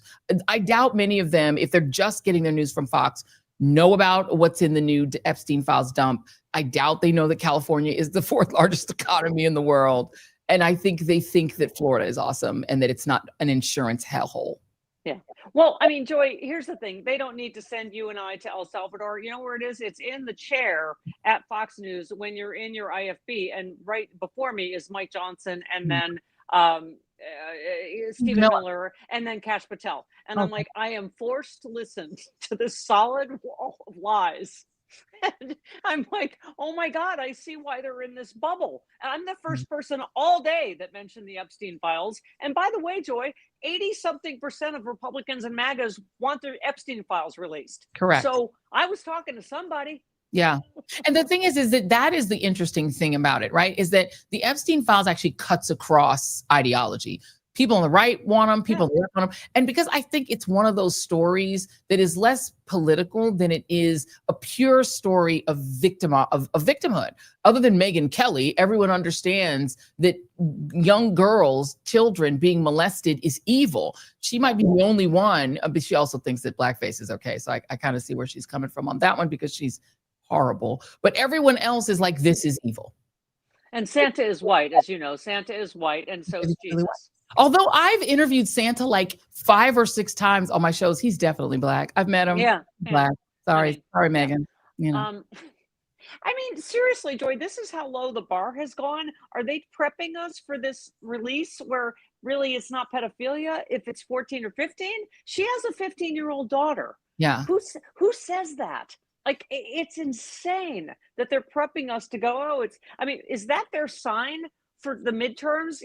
At least she wasn't 8. I mean, apparently, right? And I said at the top of the show that it's the cult will get so intense that at a certain point they're going to be defending pedophilia, and it's like a joke, and there are joke memes about it. But the joke memes have become real. The only way that they can continue to defend Donald Trump is they actually now have to defend raping 14-year-old girls. Yeah. And Joy, they always say, oh, you always call us racist. You call us racist. And I'm like, I post this stupid joke picture with Jasmine Crockett. And I said this on Fox, Joy, I've never gotten so many N-words in my email, on social media, N-word lover. I'm like, thanks for proving our point. Exactly. Yeah. And they don't call them fascists, but then their goons are in masks tackling brown people who are construction workers or selling arepas by the side of the road. They're, tackling grandmothers and disabled people, but they're like, don't call us fascists. You're in a mask acting like you're the Proud Boys still. Yeah. Yeah. I mean, I feel like in this timeline, we're just going to, like Matt Gaetz, who was going to be his AG, slept with a homeless teenager because she needed dental work. I'm like, and then we'll be like, oh, is that the one that shot the puppy in the face, or is that they're all so awful, Joy.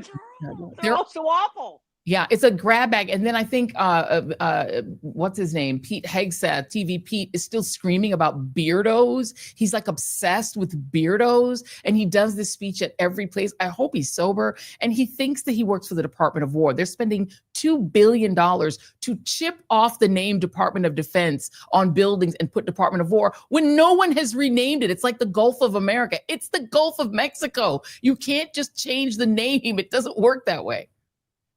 Like every time Janine Pirro loses the case, she's like, Pete, get in here. We're doing Jägermeister shots. Together. Keg again. I mean, and she's probably not his type, so she might even be safe in that room. Sorry, I said that with my outside voice. What are you focusing on? What do you think? I mean, what are the resistance is really, you are now a queen of the resistance. I have read this, and so it must be true. And so what is the resistance to do? What do you think? What do you think we should be doing? What do your callers and fans want to do? Joy, you're a queen of the resistance. And I think like this is why it's so important what you're doing. I feel like all the real journalists, I just did Jim Acosta today before you. I mean, it's like all the real journalists have had to go elsewhere because the mainstream media, Joy, is part of why we're fucking here. Yeah. Because they bent the knee and they kissed the ring, and we have a child rapist in the Oval Office, allegedly. Do we still need to say that? We have a 34-count convicted felon, adjudicated rapist before all the Epstein stuff. And part of this is where the mainstream media has brought us. And this is why, Stephen Colbert is canceled, but Megyn Kelly's not. I mean, where are we? How are we in this timeline? I don't understand how she does now work for a radio company. She literally went on air and with her full chest said she has sources who he just liked barely legal types, and she's not sure that's pedophilia. I don't know how you can have read anything, even a cursory, bit of information about Jeffrey Epstein and doubt that he's a pedophile. Suddenly now she's trying to rehabilitate him because she has to do that in order to appeal to her base. I call her every man's angry ex-wife, and her base are angry ass MAGA men, and they don't want to hear that Epstein is a pedophile. Yeah. Well, I mean, Joy, it feels to me from the amount of panic, you've been in this business a long time, there is an exceptional amount of panic coming out. I mean, Trump hasn't even answered any questions. I mean, he's been fleeing. The Epstein files, I think one way or another are going to be released. I think we've already seen enough that we all know the truth. And what was the latest poll today, Joy? 33% approval rating? I mean, he is plummeting. And even he can't even, his latest obstruction of justice charge with Lauren Boebert and Nancy Mace, he can't even get them. No, and they know this gig is up, Joy. They know, and I mean, when you take Lauren Boebert into the Situation Room to put pressure on her to try to get her to come off of this discharge petition, that's intimidation. That's not a conversation, as Mike Johnson tried to say it. They're going to that extent, threatening Massey by getting billionaires to try to get him out of office. And it does beg the question, what is in those other files, not the ones that I've been reading all day that have a lot of sort of interesting and sort of tantalizingly potentially incriminating things, but in the stuff that Mike Johnson is refusing to release, right? Every day we find out that they've got more and more and more, and they won't release it. Do you have some sort of speculation on your own as to what do you think it is that Donald Trump is so afraid of? Yeah. Well, first of all, Situation Room implies that there's a situation. And secondly, when you're asking Lauren Boebert for a hand, okay. Hand job joke, Joy. It's okay here. Right? It's appropriate. I'm sorry. She did it in the theater. I mean, it was, people were there. They saw it. It was on camera. I'm sorry. But I mean, we've heard this, Joy. We've heard from that everything that people know, it's worse than we think. There is tape. I'm sure there's tape. I mean, that's got to be what it is. Some of the girls have said they taped this. So clearly whatever's in there is way worse than we think it is, which is why they're so frantic. Don't you think? Yeah, the PP tape is referenced in one of the emails where they say someone's going to find PP tape, and they may be joking. It could be a joke. I don't know. I can't get in the head of a pedophile. But the stuff that he's talking about seem to be two categories of things. One is influence peddling and saying, I have influence, and therefore this is how you deal with Trump. This is how you deal with Lavrov. Here's how you deal with Russia. Should Modi come? And sort of either he's just an interested news junkie that's speculating about this with Lawrence Summers and his other friends, and with Michael Wolff, or he seems to be saying, I have leverage, and the leverage I have is with one person. Yeah. And as Nancy Pelosi has always said, with you, all roads lead to Russia. And that Epstein was feeding information to Russia. That's what everyone going, what does Putin have on him? What do you think he effing has? This stuff. I'm sure he has tape. He has, oh, please God, the PP tape. Oh, all I want for Christmas is the PP tape. But we don't want to watch it. And my exit question is, the Israel of it is fascinating too, because the country, turns out that he leaked information about to Lavrov that he handed over to Russia. Israel, a country that Ghislaine Maxwell's father had a great affinity for, and that Jeffrey Epstein did as well. Yeah, I mean, why do you think Netanyahu and Putin are dog walking Trump? I mean, of course. It's just, I feel like this is the most dumbest, obvious movie plot ever that would never get sold out here in Hollywood. You'd be like, are you fucking kidding me? Really? Absolutely. It's him. That's the pedophile. All right. Exit question. Gavin 2028 or Obama 2028? Your choice. Obama, only because it would make every head explode in the world. I love Gavin. I love Pritzker. I had Governor Bashir on the other day. We have such a deep bench, and JD Vance is. Didn't you just endorse his brother who lost by 60 points? South Park. They're literally having a sexual affair at this point on South Park. It's so crazy. I never thought I could get gayer, but watching that scene,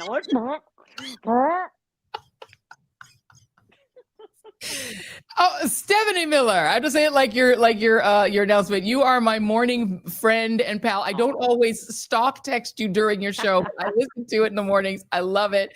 And you all should do the same. You can get the Stephanie Miller Show on Sirius XM. Check your local listings. Some places it's on at 6, some places it's on at 7. Just check your local listings. You can get it on Sirius XM. You also should read this amazing book, Sexy Liberal of Me, I Sing. And you can get it at the Joy Reid store at and you got to come back on my show soon. You are my goddess. You have always been my goddess. I love the last time you were on my show, someone was like, Joy Reid is an intellectual ninja and a fucking smoke show. Oh my God. Yeah. Yes, true. I'll take it. And anytime. Just text me, let me know when you want me on, and I'm there. Anytime. All right, baby. All right, baby. Thanks so much. Thank you. Thank you. Love you back. Stephanie Miller, everybody. Can we get a round of applause, please, Mr. Reid? Thank you. I love her so much. Her show is so much fun. Like when all the bad things are happening, like I need to laugh in the mornings. I like to start my mornings not with a cup of Joe. Well, I do have a cup of coffee, but I love to sit and laugh with Stephanie Miller. Jump in the car, listen to it on Sirius XM. It's always so amazing.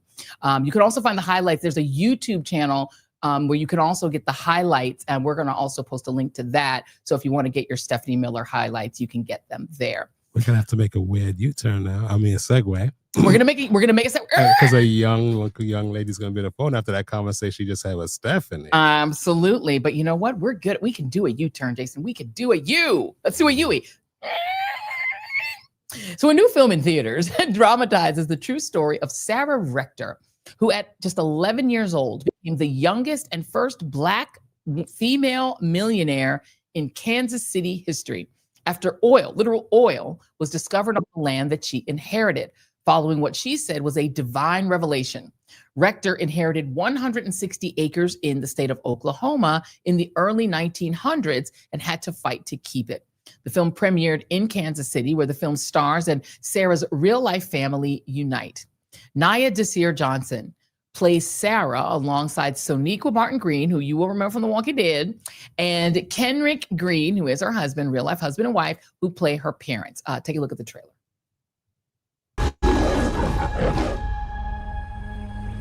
My name's Sarah Rector.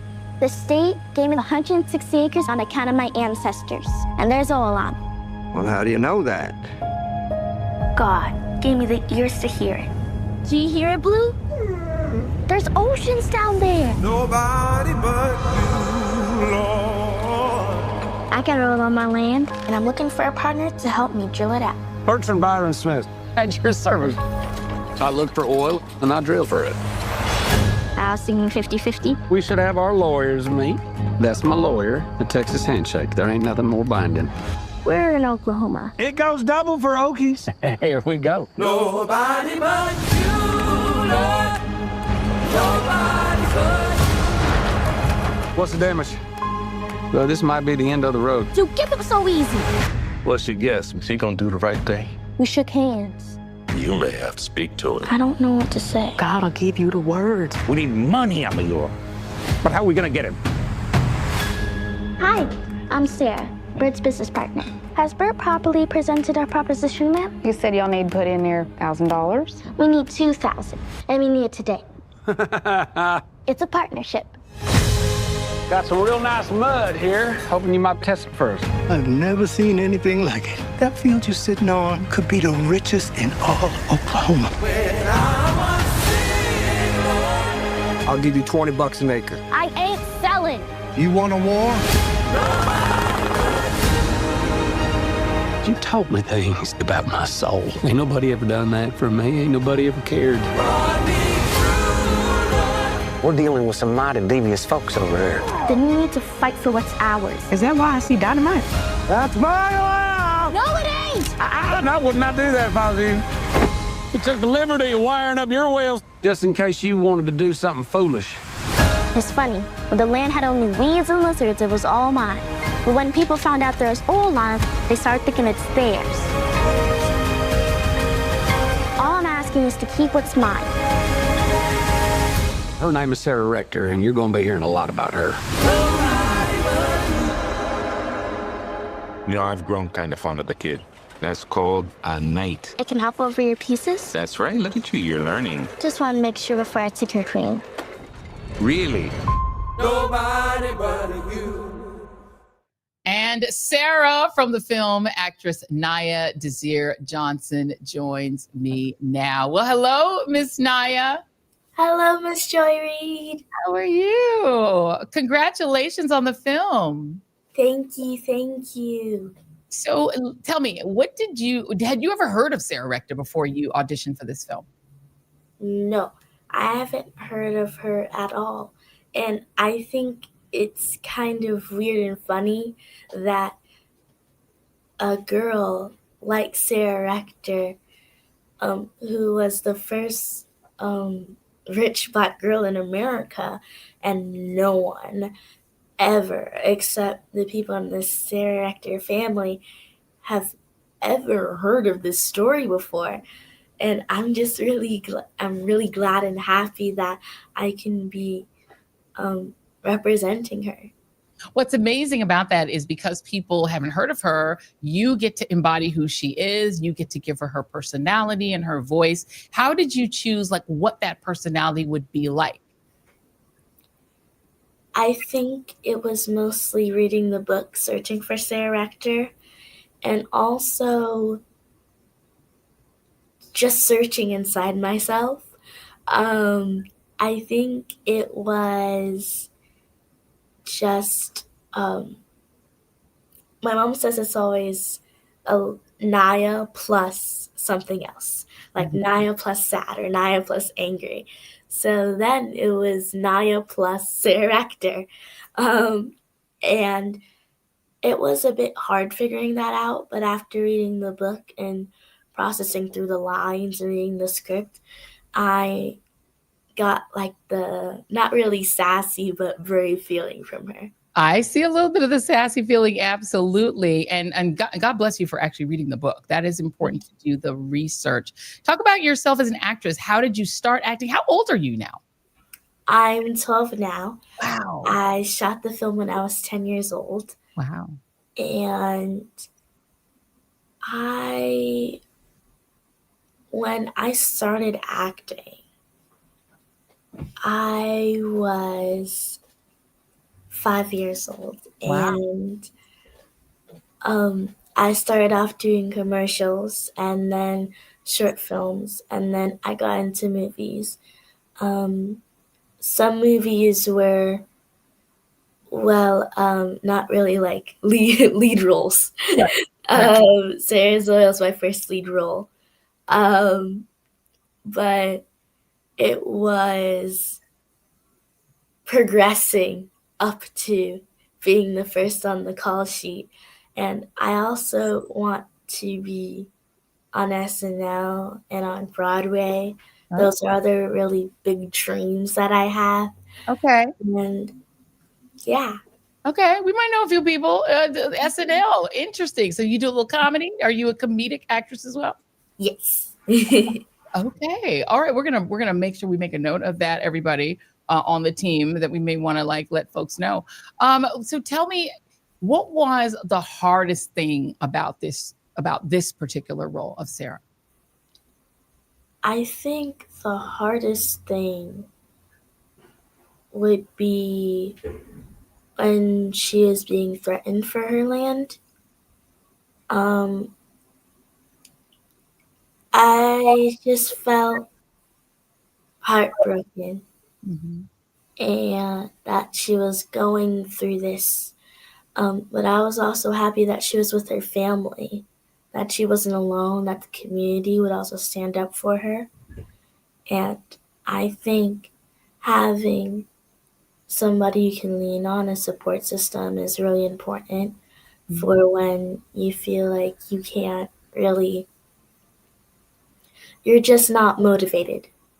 Yeah. To do something that you want to do. And what was your favorite thing about this role? My favorite thing about this role was how brave she was and how she wouldn't let anyone tell her no. And she always fought for what she believed in. It sounds like she might be like you. Yes. Yeah, I love that. I love that. So, excuse me. Excuse me, I have to drink some water. The first time that you saw the movie in a theater, what did you think? My face is really big. Firm or fair? Yeah. When I first saw it, I knew kind of what was going to happen, but it was still shocking when I saw it all put together and in action, and there's nobody saying action or cut. Exactly. Seeing it all together, it flowed just perfectly. And I think with Sonequa Martin Green and Adion Copes and Zachary Levi and Kendrick Green, they made it feel so real. Like we were actually in the house of Sarah Rector. We were actually on her land that had oil. They're actually drilling, and oil came out of it. And I think all of it was just so you're captivated. Yeah. Well, I'm excited to see it. Miss Sean, who recommended our talking to you, told us she thinks this is a film that every little Black girl and every little girl, period, in this country should see. And a lot of that is because of you. Congratulations, actress Nia Desir Johnson. And we look forward to seeing you on SNL and on Broadway. And you're going to go far, we can tell. Thank you. Thank you. Thank you, my dear. Thank you so much. And we can get a round of applause, Jason, please, for little Nia. She's adorable. She's so cute. Well, I hope you all will go and see it. The film opened on November 7th, so it has been in theaters for a week. Go and support this film. A lot of folks complain that there's not enough positive movies and things you can take your family to and things that will make you feel happy rather than being stressed out, like we're all stressed out in this insane news cycle all the time. This is one of those films. I'm told it. I can't wait to see it. I'm told it is such a feel-good film, and it's it's real Black history. It's a true story. It's a dramatization of a real story. It's a hidden figures type of story. So please go see it. And guess what? Sarah from this film, actress Nia Desir Johnson, she's our moment of joy because she's giving me joy, and she's so smart and so adorable. Gotta love that. We've got somebody in the chat saying they took their 3-year-old. Let's see, that's Nate Jordan says he took his 3-year-old. Please let us know what you thought of the film. Great point by Poet Oishi says little boys should see it too. Absolutely. We want little girls and little boys to see it. Everyone should see it. I think this is a great film for kids, but it's a great film for adults too, because we need a little inspiration. And absolutely, I love the idea of making sure that little boys see it as well. We've got an It's So Good from Derek Williams, 1902, says very good, that it was excellent. Unspeakable Joy says Brittany, is that Brittany K0158. I hope you guys are loving it. And I cannot wait to see it. Absolutely beautiful, says Angela Porter. I 100% agree. Especially now, says Jessica, 100%. Like in these moments, we need some things that are joyful and that are beautiful and that will actually cheer us up and make us feel good. So chat, I'm glad that you guys are loving it. And I hope that you guys will all go and see the film. We have Nia just stole my heart, says Nate. Yeah, no, she's adorable. And also a great interviewee. You know, it's not easy to do an interview, especially a remote interview where you can't like get the sense of the person in person. And she did an excellent job. What a smart little girl. Like she restated the question and answered it like she's a professional. She was so good. And then she said, my face was really big as the answer to what she thought when she first saw the film. So cute. Well, thank you all for tuning in to the Joy Reid Show. We did a lot. We went through a lot of documents and paper. I'm going to continue to go through these files because there's so much in there and we're going to keep talking about it. I know that Trump doesn't want it to be spoken about, but we're going to keep talking about this issue because I think it's not just about Trump. It's about these victims and their desire for justice, and they deserve justice. There have been cases that they've made against some of these banks that were financing it, but this is also a case about money corruption and financial corruption and also sexual corruption. It's a huge story, and it could be the story that Donald Trump cannot escape. This is the one thing he cannot get around. He can't get away from it. He can't even get away from it with MAGA because they want the Epstein tapes out too. Mike Johnson cannot protect him forever. these tapes will come out. This information, not these tapes, I should say these files will come out. We don't know if there's tapes. We don't know what's in them. But I think that they will eventually come out. And I can tell y'all that we're going to stay on this story, again, not just because of Trump, but because it speaks to a larger corruption in our society and among the global elite. There is a global financial elite. Palantir is referenced in some of these emails, where one of the people emailing Epstein is saying that they're excited that Palantir was the one tech company that Trump invited to some confab at the White House, that it represents a great investment opportunity. We're talking about the global elite that are setting up a surveillance state and who in some cases are protecting or maybe even engaging, we don't know, in abuse of our children. So this is important. I gotta love the glasses from Brittany. Thank you for bringing us together and speaking the truth. Anytime, my friends. The glasses are now their own character. We got to give them a name. I'll think of a good name. I like to name things. I'll give them a name.